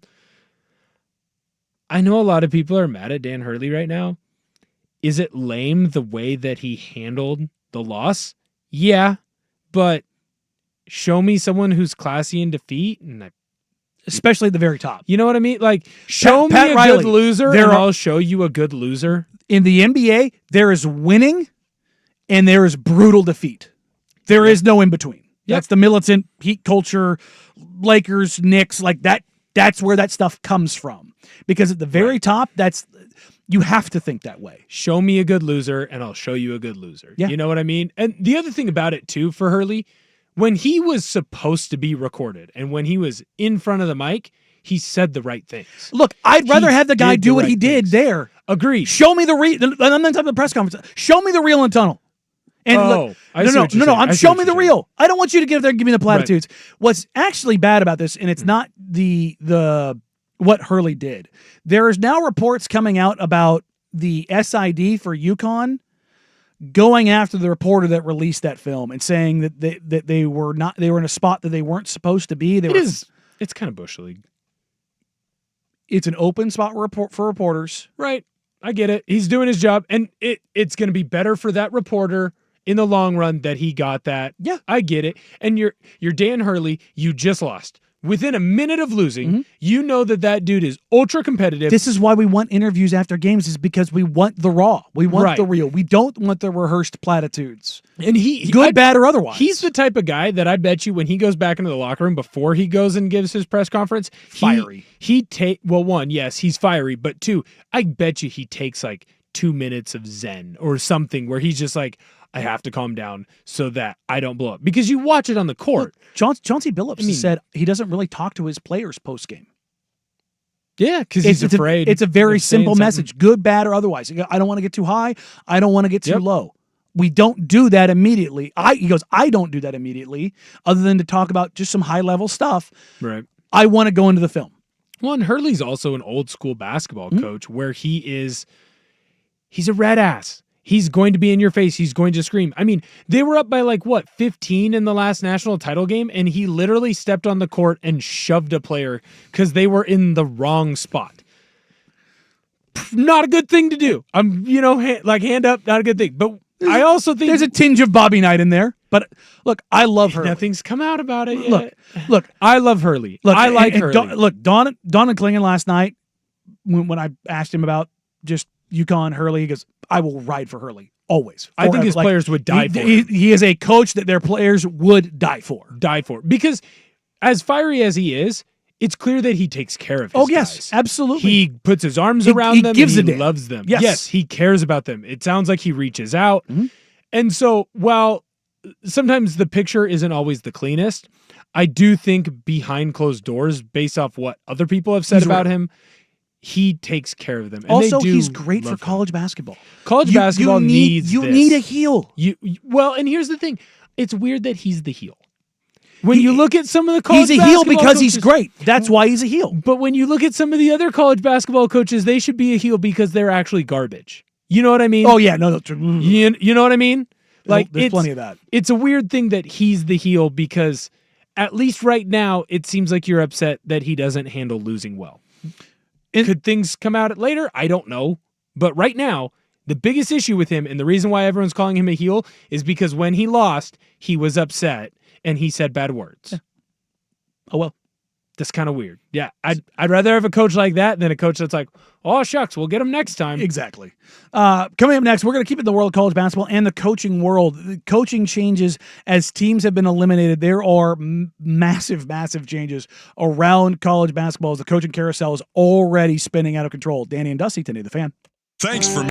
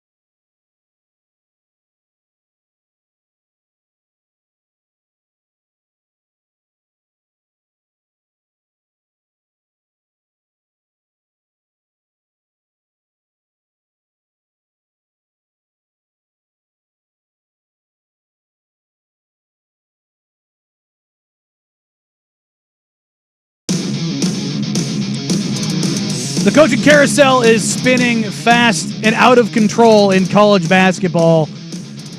I mean, look, the transfer portal is not just for players, it is for coaches as well. You have probably the biggest profile switch right now is Sean Miller, formerly of Arizona and then to Xavier. And he is going to take over the job at Texas. And I've talked to people in college basketball who said this deal has been done for basically months. Beyond that Miller was the preferential hire 2 years ago. And before they had to stick with Terry. Yes, and that was because of the Chris Beard stuff that came out, and basically the Beard stuff and the accusations of domestic violence and then the charges being dropped.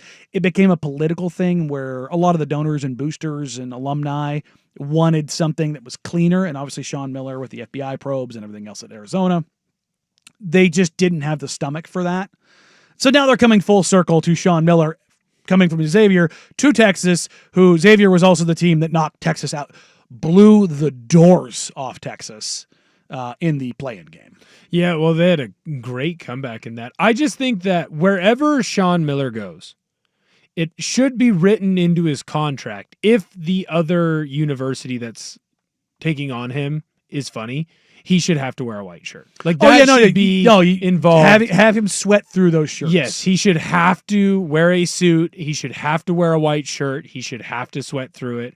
I think that would be very funny. I mean, it's a good hire for Texas. We had the boss in here, and obviously the boss knows what's going down with the Texas Longhorns, and he was kind of saying like that's probably the best hire that they could get. Like Sean Miller's a good coach. Sean Miller's a great coach and a great recruiter. He wins everywhere he goes. He won at Xavier. He won when he was at Arizona. And he won at Xavier again. Oh, that's right. He started out at Arizona. Or Xavier. Mm-hmm. So like when you look at Texas and you look at how good the SEC Texas should be a lot better than they've been. And they can compete with these teams. Yes, they can. But you know what's also crazy? Like it just means more. It kind of now does mean more. 7 teams in the Sweet 16? Six of the 16 are SEC teams. And you're guaranteed at least one in the Elite Eight. Because you've got Tennessee and Kentucky in the 3-2 matchup. Was it the South? You've won the last 3 or 4 in women's college basketball. Like in every sport. In every sport. Look, they got 14 win. teams in, and Dustin and I were talking about this. How many teams needed to win basically their first round games to make it matter? And I was like, probably 8. 8's probably the number because the top end of the SEC is so much better than the back end. But like you wanted to see kind of what that turned into. It's 7. It's 7. Is 7 and 16? It's 7. It's Tennessee, Kentucky, Bama, Arkansas, Florida, Ole Miss, and Auburn. Okay, yeah, it is 7. Yeah, and I was just doing off the top of my head. You know what? And you know what's crazy? So almost half of the Sweet 16 is the SEC. And you have 2 of the 1 seeds. You had a 2 seed. Shoot, you have 2 seeds. And you also have the plucky underdog, the 10 seed that is Arkansas and John Calipari. Which, they're playing some great basketball. And then the game of the tournament so far, which ended on the Derek Queen game winner for Maryland. Colorado State's head coach, Niko Medved, is leaving Colorado State to go back to his alma mater at Minnesota. Medved has done a crazy good job at Colorado State. He lured Neat Clifford from Colorado to Colorado State. Jabari Walker was teammates with Neat Clifford. Neat Clifford's one of my favorite players in college basketball. I probably have him higher on my mock draft than probably 90% of the draft scouts mock folks that are out there. I love him. He's if you're telling me that you can get 22-year-old 6'6" better shooting Josh Hart, at pick 15 through 18, why the hell would you not take him? Is there a room or a spot here? Is college basketball making a wave to becoming more popular? Yes, NIL is a massive part of that because guys are staying and developing. Right. Look, look no further than women's basketball. It was like, oh, women's basketball's down right now. No, it's not. It's the highest it's ever been. Well, it's down from last year. Right. Or 2 years ago with from Caitlin and Angel. Right. But how long were they in college basketball? They were there for 3 or 4 years. 4 years. Right. That's the thing. The Jujus of the world, they're going to be in there year for a 2. while. when she gets to year 4, she's going to have the same kind of juice. Or at least in the ballpark. Yes, and that's the thing is like as players stay longer and they build brands and the coaches are fun again. Like they're building brands. Izzo's fun and he always has a fun team at Michigan State. I really like the Michigan coach. And I'm blanking on his name right now. Oh, but yeah, he was awesome from FAU. Yep, he was Dusty awesome. May. Thank you. He was awesome at Florida Atlantic. We just talked about Dan Hurley. Dan Hurley's fun. Doing Like Bruce Pearl's back in the sport. Oh, God, he's fun. Maybe it's just because I watch more college basketball than I ever have this year because I was writing on it and I was betting it, and so maybe it's better. Maybe I'm biased. No. College basketball last year, particularly on the men's side, sucked. It was not good. It's fun to watch. That's why most of the draft early on was littered with international players. It's fun to watch. It is a great group of prospects, but also college basketball. It's the coaches are moving up the ranks. The players are moving up the ranks. Like if you look at the transfer portal in college basketball right now, the number of players that are like freshmen and sophomores that are averaging 15, 18 points a game, like very good players, but they're not NBA ready yet, that are leaving like the Tulanes of the world and going to upper tier programs. It's the same thing you see in college football. It is going to make the top better. And look, I want 364 teams to matter in college basketball. It's not. No, it never will. Never will. But you're going like those lower teams, they're going to be these proving grounds for these 3 stars or low 4 stars that come with question marks or developmental questions or these things, and they're allowed to develop. Mm-hmm. And then they will springboard and like it kind of inverse as you like a Nick Clifford who was kind of buried behind some depth at Colorado, but he goes to Colorado State. Now he blows up. Now he's awesome. His wings are out here. Now he damn near averages 20, 10, and 4. Yeah, he's the reason, like his turnaround is what led to their run this year. Yes. I mean, like he's a great player who's going to be a first-round pick in the NBA. And if you've got a guy like that who is so impactful, it's huge. And that's where you get guys like Medved, who's leaving Colorado State and going to Minnesota because it's going to Minnesota's not this basketball powerhouse, but it's a Big Ten conference team. It is not a Mountain West team. So there's more resources. There's more things you can do. You get Miller going to Texas from Xavier. He kind of was pushed to the side because of the FBI probe stuff. You've got Drake's head coach who got there for a year, brought his team with him, including Bennett Sturts, had the game that they had, did what they needed to do, and they drop a game in the round of 32. Because JT Toppin was unbelievable. Yes, at Texas Tech, who's a 3 seed. Drake is an 11 seed. And JT Toppin, just like you said, he was at New Mexico last year. Yes, and he's an NBA dude. He's a second-round pick. Like he's awesome now. But he's going to go replace Fran McCaffrey at Iowa, another Big Ten school. Right. Like you're seeing like where this stuff is headed. And yes, it's going to mean that the lessers are going to suffer. And I don't necessarily like that. But for like the overall health of college basketball, there's probably going to be 60 teams in college basketball that are going to be really, really good. Now, there's going to be truly great teams, right? Like what you're seeing at Florida and Auburn and Duke. Now, Duke is very different because they have 3 first-round picks. They have 3 lottery picks, and they're all playing well with a generational talent in Cooper Flagg. But everything that's kind of coming out of this, I think, is good for college basketball. I think college basketball might be having a renaissance. Yes. I think NIL is the biggest part of it. And I know it bothers you when people say like, oh, people are tuning out of the NBA at times. At least at times young people. Sure. I think that's also turning into why people are leaning into the college basketball. Like it's more than any of my buddies have ever watched college basketball. Now, my buddies and I, we still watch NBA basketball. You'll go in and out of it. That's the reality. We're not sitting down there and watching, what's going on in the Ivy League. Like we're not watching. You're not watching A10 basketball. I get it. But I'll tune in on a Saturday. Yeah. And I'll watch 2 or 3 college basketball games. Especially if you know players. Yep. And that's the big one.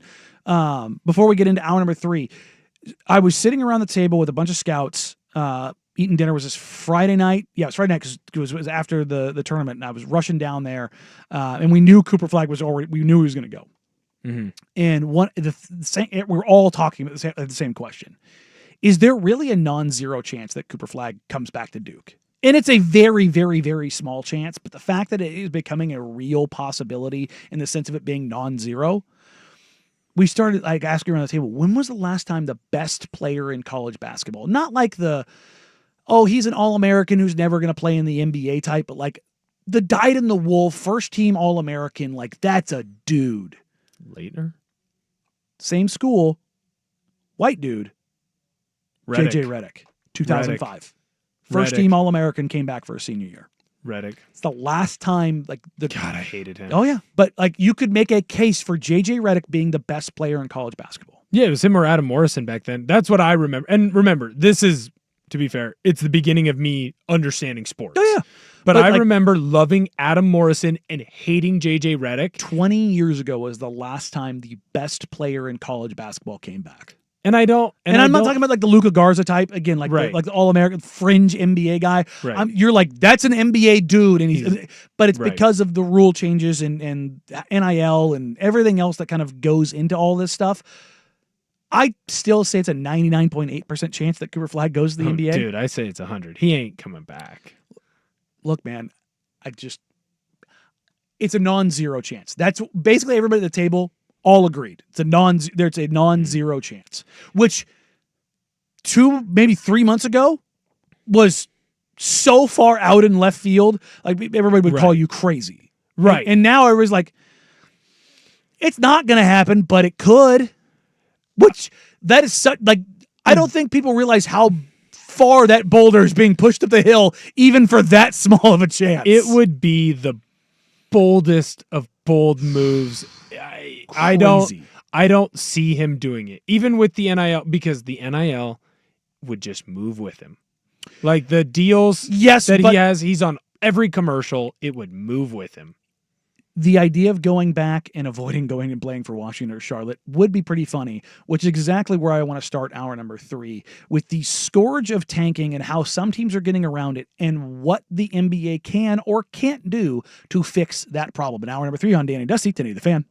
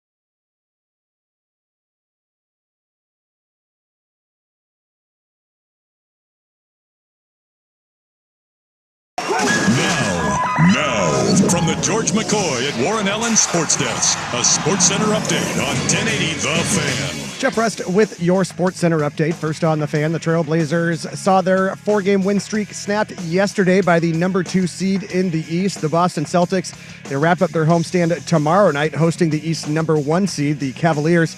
Portland at 32-40 on the season, 2.5 games out of the final play-in spot with 10 games left to go. The college hoops March coaching carousel fully in motion. Iowa hiring Drake's Ben McCollum. Minnesota reportedly hiring Colorado State's Nico Medved after the Rams lost to Maryland at the buzzer yesterday.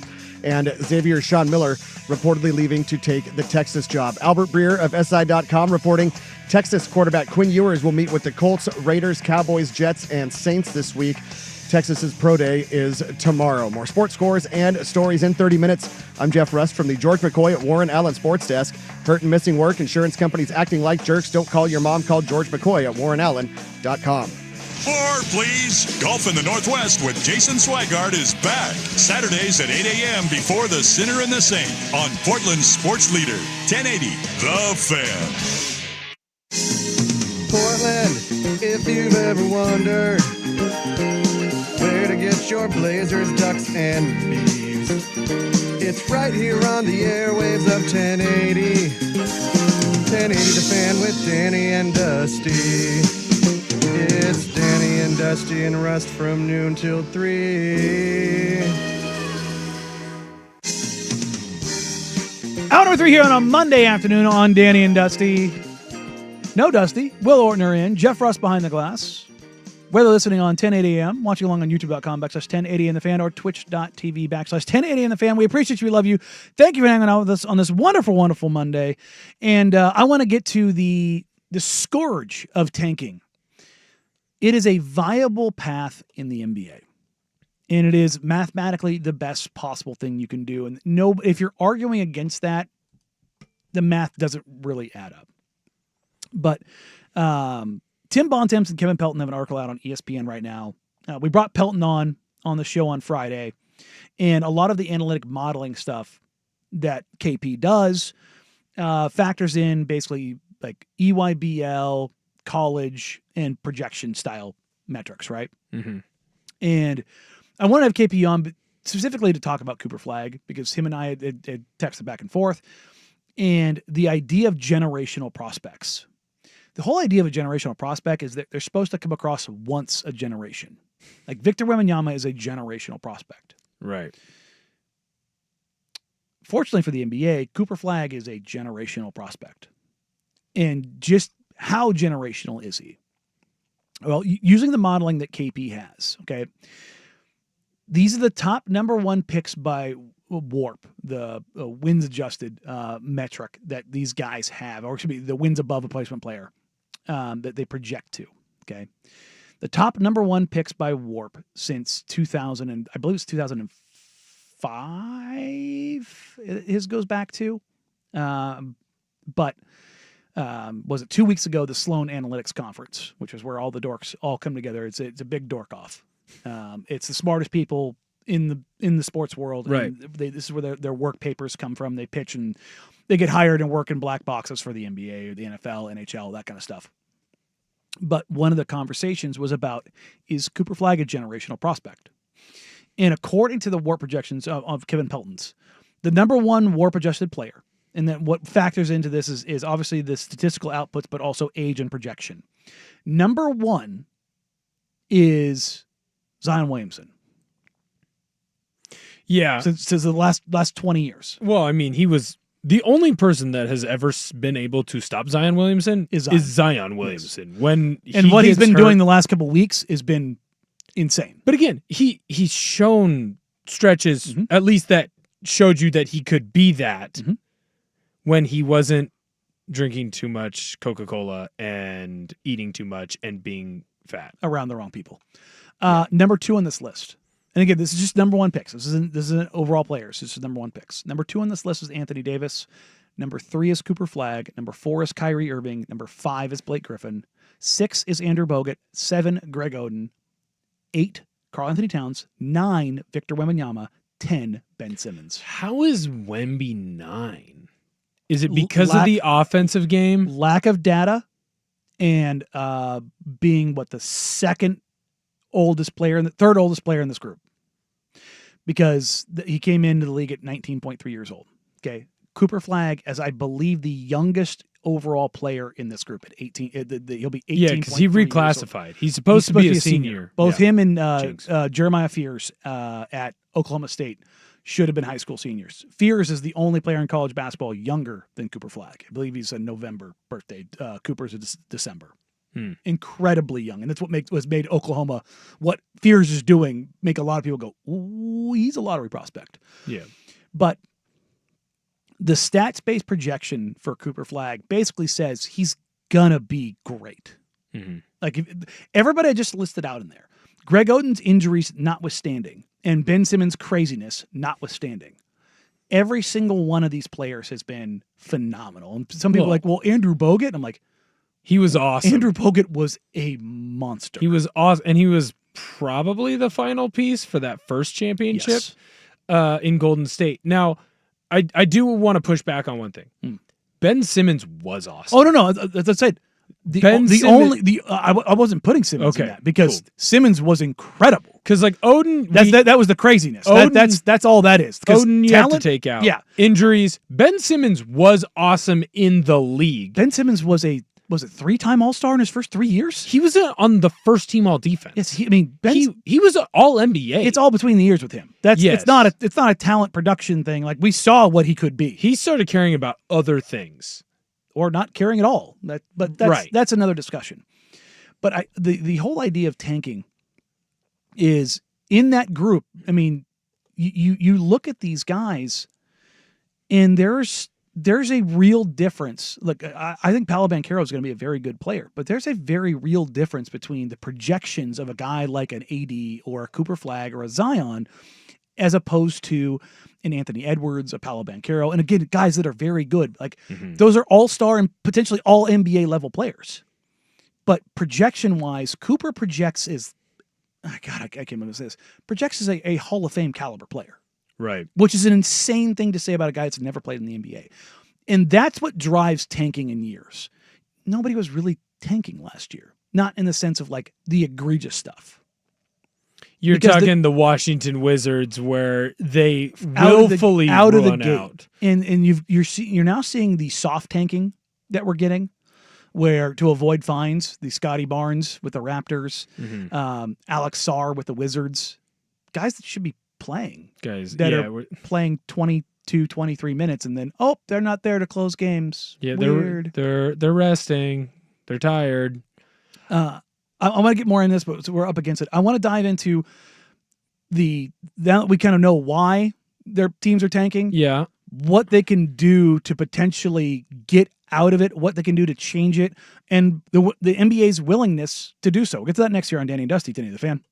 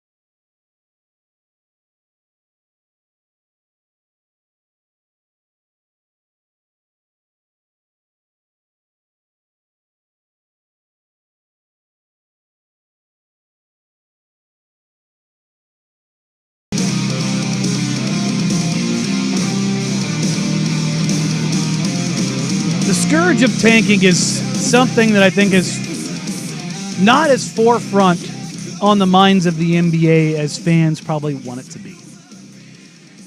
Tim Bontemps and Kevin Pelton have an article on ESPN right now that dives very heavily into this.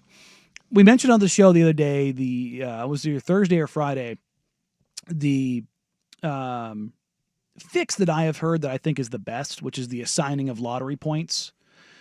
Basically, teams that are tanking get points for each win they get against teams above them in the standings. So so even though you keep the lottery odds the same, but this makes it so when Washington and Utah play, it's more valuable to win. Therefore, your players play. That's the name of the game, playing basketball. Right.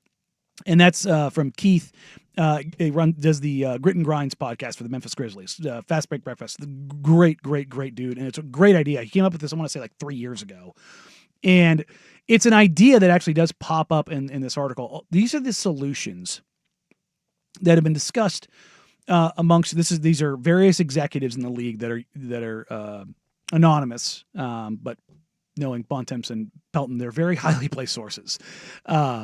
One of them is to flatten the lottery odds even more, which is what we got away from because the Orlando Magic were a 500 team that won the lottery and got Shaquille O'Neal. Right. You don't want the Boston Celtics getting Cooper Flag. It's not good for the league. Might be good for the Boston fans. It's like Bill Simmons just called in. Yeah, you don't want the Thunder getting Cooper Flag. Right. That is a terrifying proposition and not good for the league. The NBA is still trying to do what the NFL has done, which is get more parity in the league, more cyclical, so you have different title winners, because you've got the Lakers and the Celtics who both have 18 titles. And if you flatten the lottery odds and you make it to where good teams can get these great players by luck of the draw, it's a problem, because then the bottom teams are going to continue to be at the bottom because there are natural disadvantages in the NBA that are not there necessarily in the NFL. Small markets in the NFL have been successful for a very, very, very long time. Green Bay Packers.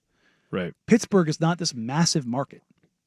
Like, you don't have to be New York. Smaller than Portland, I believe. You do not have to be New York, LA, Dallas, Chicago to be successful in the NFL. To be fair to the NFL, one player doesn't make as big of a difference. Yes. Like in the NBA, if one player can. Right. If one player comes to a team, I mean, look at LeBron for the beginning part of his career.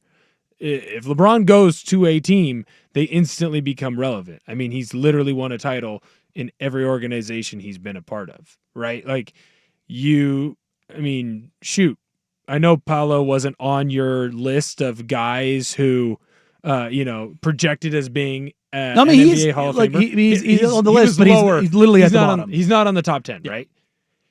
The Magic have been light years better since adding him. Like, they had Mo Wagner, who's very good. Adding Paolo was completely different. I mean, Cleveland and adding Donovan Mitchell, Cleveland and adding Kyrie, right? There's lists, Blazers and Dame. Yes. And it's not necessarily just number one overall picks, because there's the Jokic's, the Giannis's, the Draymond Greens, guys that are, either end of lottery in Giannis or second round picks in Jokic and Draymond Green that are, Davidson with Steph Curry, small school guy. It was like, I don't know. His ankles are broken, and then all of a sudden they're magically healed, and now he's great. And Klay Thompson's the 11th overall pick. It doesn't necessarily have to be the first. Was Steph not even their first point guard taken in that draft? No, there's 3 point guards taken in front of him, and 2 of them went to Minnesota. That's what it was. I was like, there was a team that took 2 point guards. Johnny Flynn, dude, I thought he was gonna be so good. Yeah. I loved him at Syracuse. Yeah, he had the headband. He was cool. Look, man, there have been 2 players that have come out of Syracuse recently that have done more than expected. Yeah, Carmelo Anthony and Jeremy Grant. Fair. Michael Carter Williams, rookie of the year notwithstanding. It's kind of how it goes. But we've kind of already gone through some of the other changes. But one of the ones that I love on here is, how about you just enforce the current rules? The line here is, some people around the league believe the current system is fine. Bad teams exist, and fighting for lottery positioning is just part of the sport. But with the onset of teams trying to sink to the bottom of the standings, some sources argued that cutting down on the influx of teams sitting healthy players would fix many of the current complaints rather than tweaking the system any further. How about we just start there? make it to where it's impossible for these guys to rest these stars. And you just are naturally what you are. Mm-hmm. How do you enforce that, though? Find the living hell out of them. Yeah, but so playing devil's advocate. But yes, it's playing the medical stuff. advocate. Oh, he's not healthy. Prove that he's not healthy. Where does that come in line with? So then, because if you come into that where you are saying, hey, you have to prove that he's not healthy, that can drastically affect injury reports. You can't lie on those anymore. I mean, I know the NBA, there's not necessarily lying, but there's not complete truth telling. The NHL is the biggest offender of this. Can you truly enforce that? Or can, a medical staff member just go, hey, it's a 2-week injury. And now you don't get him for 2 weeks, but he gets the 2 weeks off that he wanted. Mm-hmm. Like, are you able to do that? That now, does the team come in and fine him or fine the organization? Because that player is out. And they are out for a legit reason. They have the legit injury. Instead of making it 1 to 2, they've just said, no, you're going to take the full 2. The whole... How do you come down on them for that? It's got to... There's no clear-cut answer. But the soft tanking stuff, like we've seen from the Wizards and the Raptors and the Jazz, it's just nasty work. Right. Because you're right. Tanking has to stop. I've said flat out, if you're just going to do it, say it with your chest. And look, the Blazers did it when they had John the 76ers did it. Yeah, I mean, they trust the process. Well, that's why this stuff is the lottery odds got changed in 2019 because of the hinky 76ers. Right. That's why they flattened the odds a little bit, was to take some of that stuff away, right, and not make it so nasty. And I think Russillo has a good point on this though, because he talks about it all the time. Where Hinkie straight up said, how many times have we said, hey, I wish you'd just be honest. Be honest, be honest, be honest. I've said it, you've said it, everyone has said it. Say it with your chest. Be honest. And Hinkie was like, I am going to tank. I am going to bring players in that are too old or not good enough. And I am going to make sure that I get all these top picks. Mm-hmm. And as soon as he did that, it was, wow, I can't believe he's doing this. He outright said it. How dare he? He's trashing the game. He's changing the game. This is garbage. And then the craziest thing of all, it didn't work. Well, it doesn't. You didn't get to an Eastern Conference finals. It doesn't guarantee success because you still have to draft the right players. So fair. We'll wrap this up here. Over the last 45 years, 5 title-winning teams weren't led by a player who would win or had won the NBA's MVP award. Last year's Celtics, which as great as Tatum is, I don't think he's ever going to elevate to winning an MVP. I could be wrong there, but I think that's where it's going to go. The 2019 Raptors with Kawhi, which you could very easily argue he was the best player on the planet for 3 months. And then the Detroit Pistons at 89, 90, and 04. Among the remaining 40 teams, you take those 5 out of the 45. Mm-hmm. One of the following 14 players was a member of at least one of those title teams. Magic Johnson, Larry Bird, Julius Erving, Michael Jordan, Hakeem Olajuwon, Shaquille O'Neal, Tim Duncan, Kobe Bryant, Kevin Garnett, Dirk Nowitzki, LeBron James, Steph Curry, Giannis Antetokounmpo, or Nikola Jokic. 5 of those 14 players, Magic, Olajuwon, Shaq, Duncan, and LeBron, were taken first overall. Only 4, Kobe, Dirk, Giannis, Jokic, were picked outside of the top 7 spots. One singular player, to your point, changes anything more in the NBA than any other sport. Yep. Baseball, hockey, NFL. Because it's played with 5 players at a time on each side, one player and their individual greatness sets it apart, which is why there's teams that when they look at a draft and they see a Cooper Flag and they run their own numbers on it and they see this guy has the potential to be an all-NBA and all-time great. They see a Victor Wembanyama and they go, this guy has the potential to be an all-time great. Mm-hmm. A franchise-defining player. That they do that. But as I said earlier, the analytics guy in me gets this, understands it. I have campaigned for it. But we have got to get to a point where the actual games matter every night. And people are playing. Because that's the name of the game. It's why we had the conversation in hour 2. It's why the younger generation, myself included in Tune this, out. Have started to go back to college basketball. Because the games matter. The games matter. Everyone's going to play. And because of NIL, most of those guys who 5 years ago, 6 years ago, hey, I'm good enough, I'm going to get, even though I'm a day 2 draft. I'm a scratch and claw because I'm going to go get that money. Right. They're all staying there. Zakai Ziegler is staying at Tennessee, right? You go down the list. Alex Caravan Came turned back down the last NBA. year. He was a to stay. fringe first-round pick last year, and I've got him basically in the same spot. But I heard he got quite a bit to go back to UConn. He stayed, right? Like you go down the list. Kentucky's point guard, name escapes me right now. Butler. Thank you. The San Diego State transfer. He's been awesome. Yeah. He was awesome at San Diego State. He's that's awesome why there. That's why Kentucky is where they are with Pope Right. and bringing in a bunch of fourth and fifth year guys. Janiah Broome. Yep. Janiah Broome. You have all these players that are staying and they're playing, and that's why you're seeing a college basketball renaissance.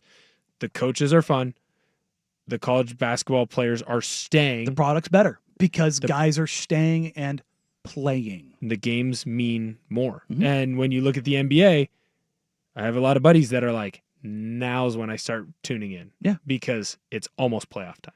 And that's a problem because there's a big chunk of the schedule you just go, meh, whatever. And if you're going to devalue it even more and say the regular season doesn't matter even more for 5 to 8 teams, almost a third of the league, that's a problem. Yep. All right, we're going to flip it back to college basketball. We'll dive into the games, the Sweet 16 matchups that we have coming up. Was it Wednesday now? And Thursday. God, my days are all messed up. And the madness of it all. But first, just a big Kahuna Sports Center update. That's that Hawaiian burger joint. Now, from the George McCoy at Warren Allen Sports Desk, a Sports Center update on 1080 The Fan. This update brought to you by Vulcan Design and Construction. Check out their award-winning outdoor living designs or schedule your free design consultation at vulcandc.com. First on The Fan, the Trailblazers saw their 4-game win streak snapped yesterday by the number 2 seed in the East, the Boston Celtics. They'll wrap up their homestand tomorrow night, hosting the East number 1 seed, the Cleveland Cavaliers.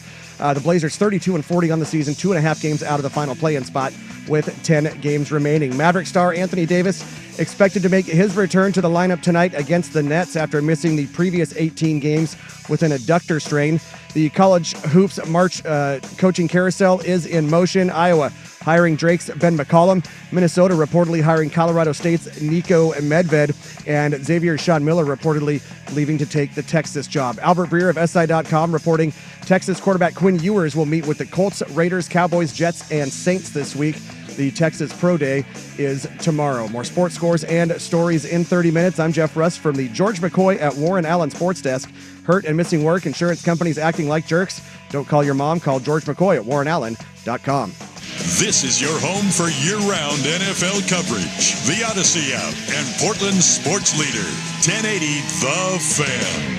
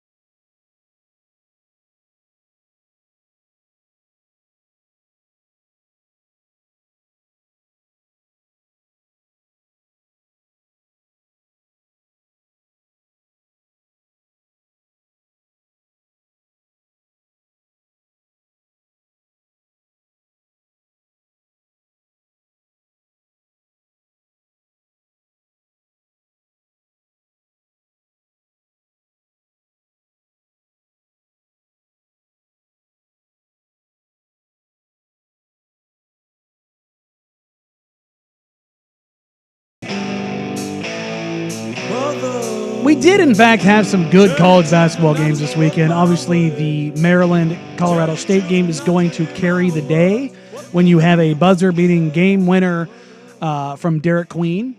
But beyond that, you did have good basketball being played all weekend long. UConn, Florida comes down to a 2-point game. Duke Baylor, not a good game.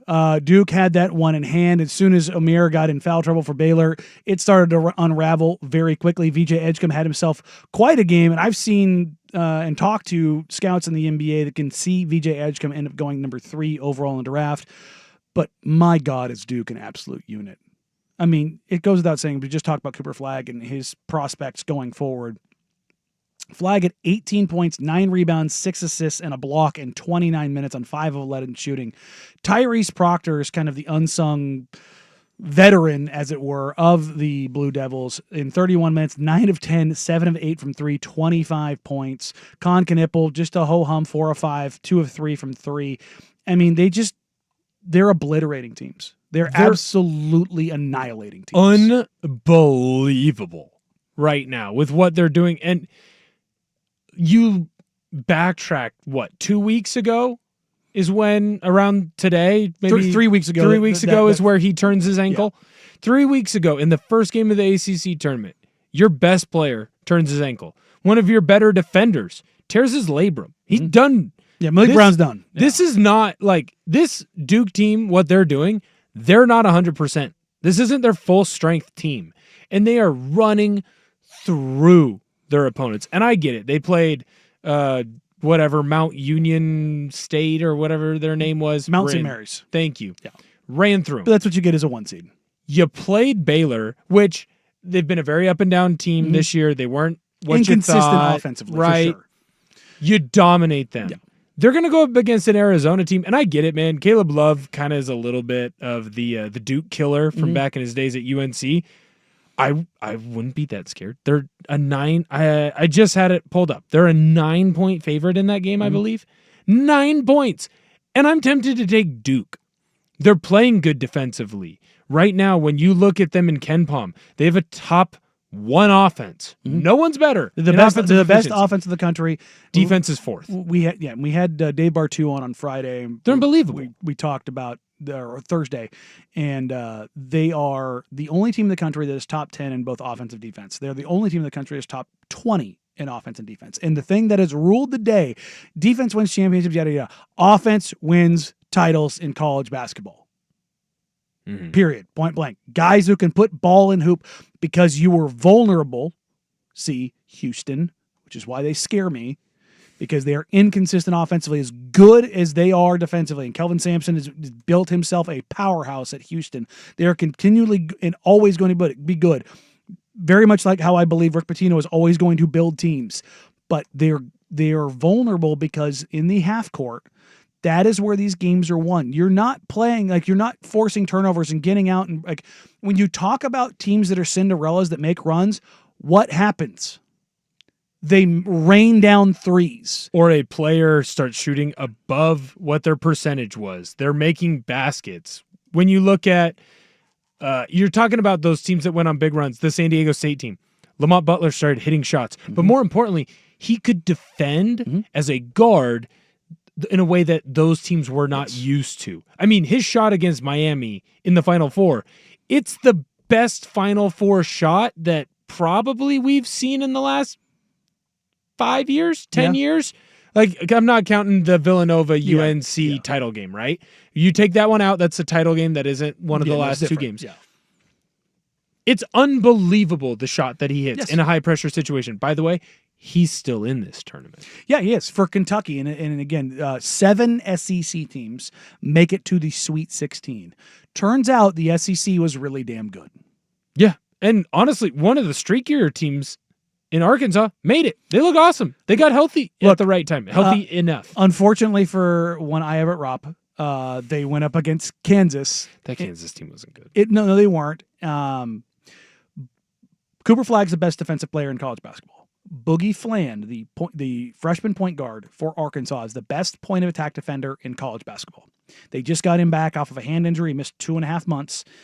He was instrumental for Arkansas in the final 3 minutes.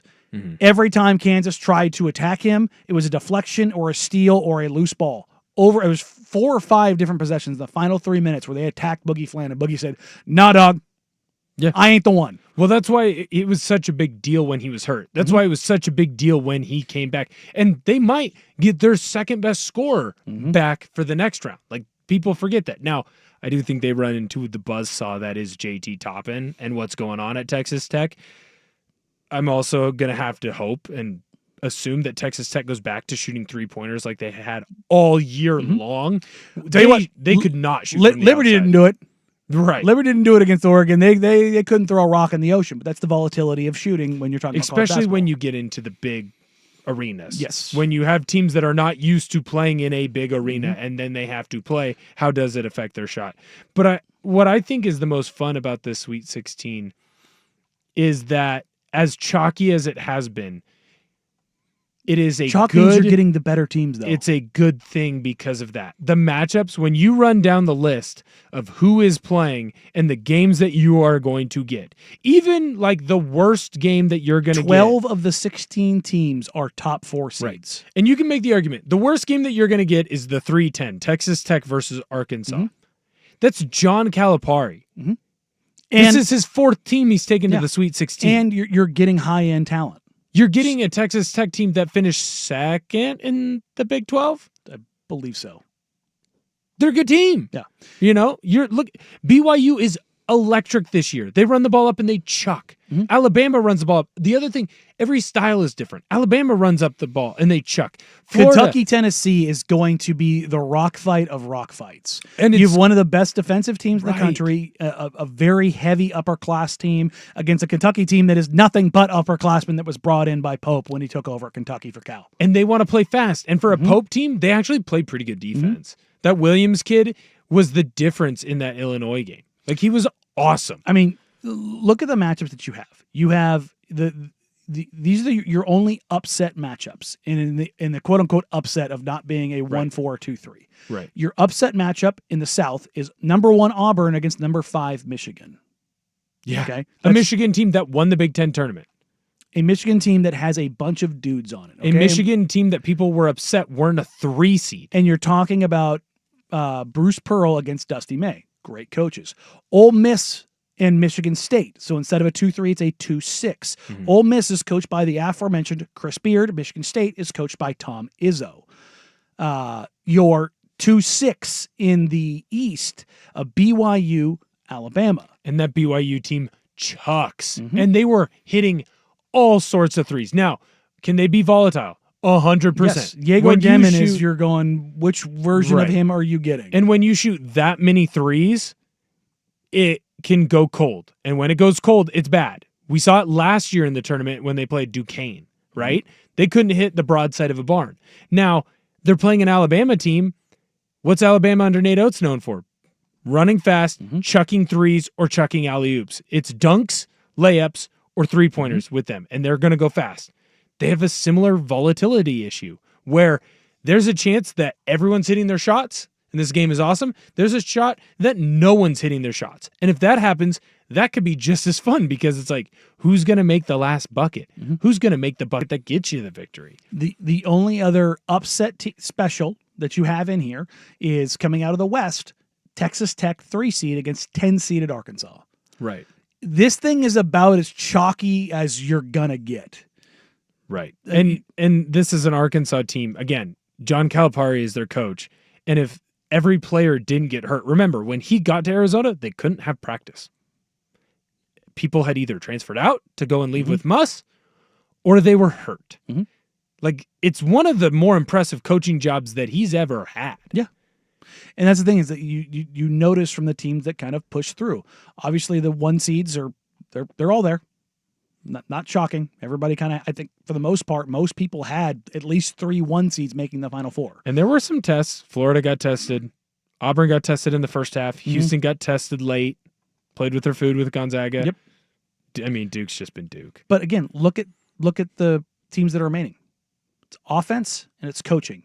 You got 3 Kentucky against 2 Tennessee. You've got Rick Barnes against Pope.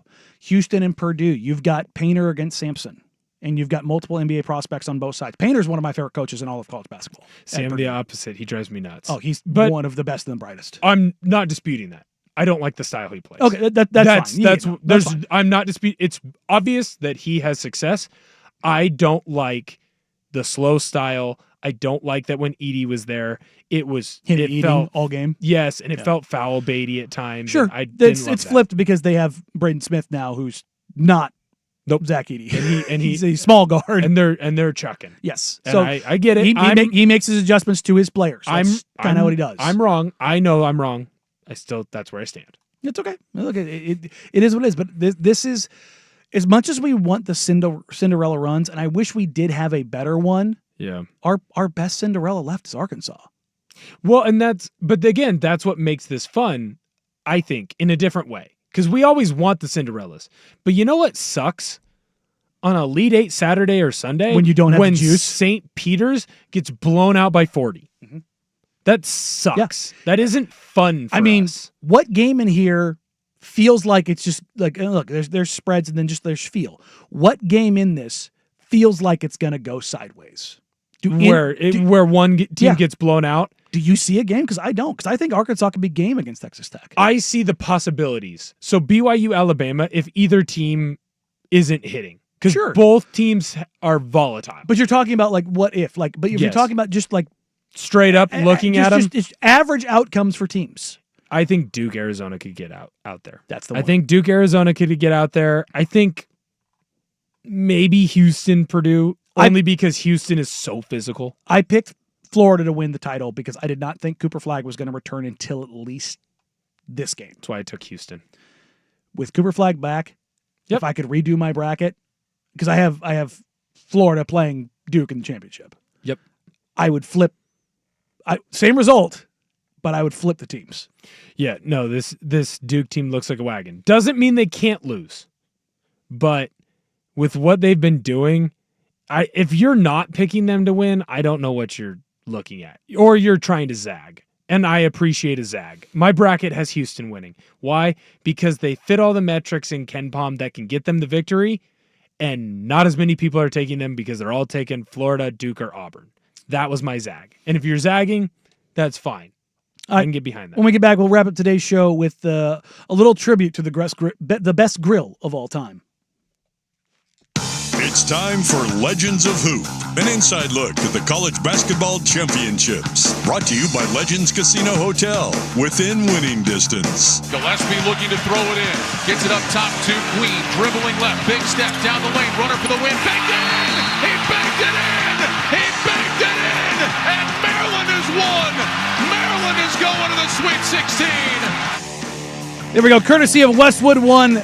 Derek Queen and Maryland win at the buzzer against Colorado State. I don't care. It wasn't a travel, and everybody's doing their Zapruder film stuff. Guess what? All the refs are coming together and saying, yep, wasn't a travel because the ball got knocked loose. I think it should have counted just because it was awesome and it was fun and we finally got some madness in March. And that's exactly the best part about basketball. Legends of Hoop is brought to you by Legends Casino Hotel. Escape to Legends Casino Hotel within winning distance. Just a short drive to Toppenish, Washington. The ultimate destination for fun and relaxation, legendscasino.com.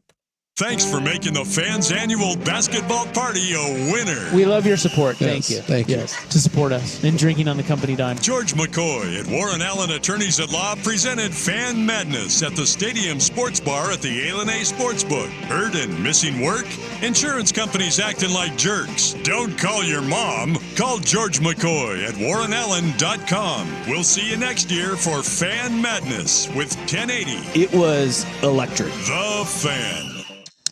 Time is ticking away. Don't let another minute pass. Plan your retirement now with Trajan Wealth for the future you deserve. Call Trajan today at TrajanWealth.com. Advisory services offered through Trajan Wealth LLC, an SEC registered investment advisor. I had the worst dream last night. You were in a car crash and the kids and I were on our own. We had to move out of the house because I couldn't afford it anymore. That's awful, hon. My brother got life insurance from Ethos and it only took 10 minutes. And he got $2 million in coverage for around $2 a day. It's all online. No medical exam. He just answered a few health health questions right from his house. Ethos, here we come. Visit ethos.com/sports. Ethos.com/sports. Sample rate is a 10-year term life policy for 35-year-old healthy, non-smoking male. Billed monthly. For more than half a century, contractors and trade professionals have relied on WeatherGuard for heavy-duty truck and van storage equipment. Not just to protect their tools, but to protect their professional reputations. Whether it's inside or outside of work vehicles, a WeatherGuard badge means pros can trust that their hard-earned name is in good hands. Since 1968 and every day since, WeatherGuard has been protecting anything it takes to build a professional reputation. WeatherGuard, established in 1968,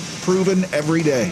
WeatherGuard.com. Hey, it's Suk from my friends at Vulcan Design and Construction. You've heard me talk about how they were able to transform my backyard into a true outdoor living space that I enjoy year-round. But you may not know that Vulcan can also get your home ready for the winter with top-quality windows, durable siding, and a roof that can withstand anything that the Northwest winter can throw at it. And you're going to get the same great service and industry-leading warranties that I have for my projects at my home. So to get ready for winter or a head start on your summer outdoor living project for next year, simply go to Vulcan DC. T-Mobile home internet is all about speed, value. What you doing, Zach? Rehearsing, there are so many benefits. You gotta talk fast. T-Mobile home internet ranks #1 in customer satisfaction for home wireless internet by J.D. Power. Wow, you are good. Try singing it.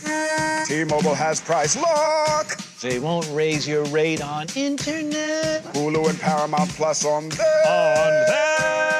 Get T-Mobile home internet all in for just $55 a month with auto pay and any postpaid voice line. Additional terms apply. For J.D. Power 2024 award information, visit jdpower.com/awards. Shopping with your parents can be embarrassing. Why would they sell jeans with holes in them? I'm going to speak to the manager. Mom! That hoodie is giving. You should get it. YOLO. Thanks to the Chase mobile app, your kid can shop independently while you keep an eye on their spending. So you can go from... We can be twinsies. ...to... How was shopping? Saw you stayed on budget. Thanks, Mom. Freedom for kids, control for parents. That's family banking from Chase. Account subject to approval. Chase mobile app is available for select mobile devices. Message and data rates may apply. JP Morgan Chase Bank N.A. Member FDIC.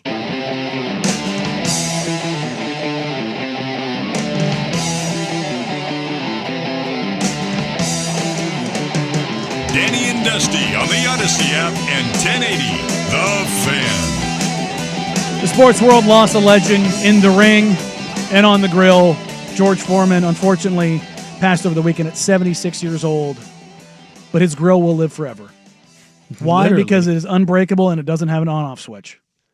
I never put that together. As many times as I have used a George Foreman, I never put together that there is no on-off Two things switch. that grill doesn't have: a temperature setting or an on-off switch. It just goes and just goes. You would think it would be like recalled or something, or like a national safety board or something, but it's basically idiot-proof because you don't have to worry about turning it on or off. You Right. just have to worry about unplugging it and not cleaning it while it's hot, dummies. The number of people in the barracks who used to like, okay, I'm done, and take like one paper towel. I'm like, look, if you're gonna do it, like take like 10. Right. That way, if you really set it on fire, it catches real fire very quickly. The one that always cracks me up is on your shirt where it's like, do not iron while wearing. Because somebody did. It's also like caution hot on the coffee because some idiot McDonald's sued. All right, that'll do it for us today. Will Ortner in for Dusty. He'll be here for the next couple of days, filling in while Dusty is drinking all the mojitos and taking up all of the sun. Thank you for joining us. We appreciate you. Up next, 4 hours of power from their mouths to your ears. Isaac and Suk, prime time coming at you. Thank you all so much. We'll catch you tomorrow, noon to 3 on Danny and Dusty. Talk soon. Bye. And then on Tuesday, she whacked it off. It's a big dork off. Hello, sports fans, and welcome to Prime Time with Isaac and Sue. In my head, I just have it that it's just white or black.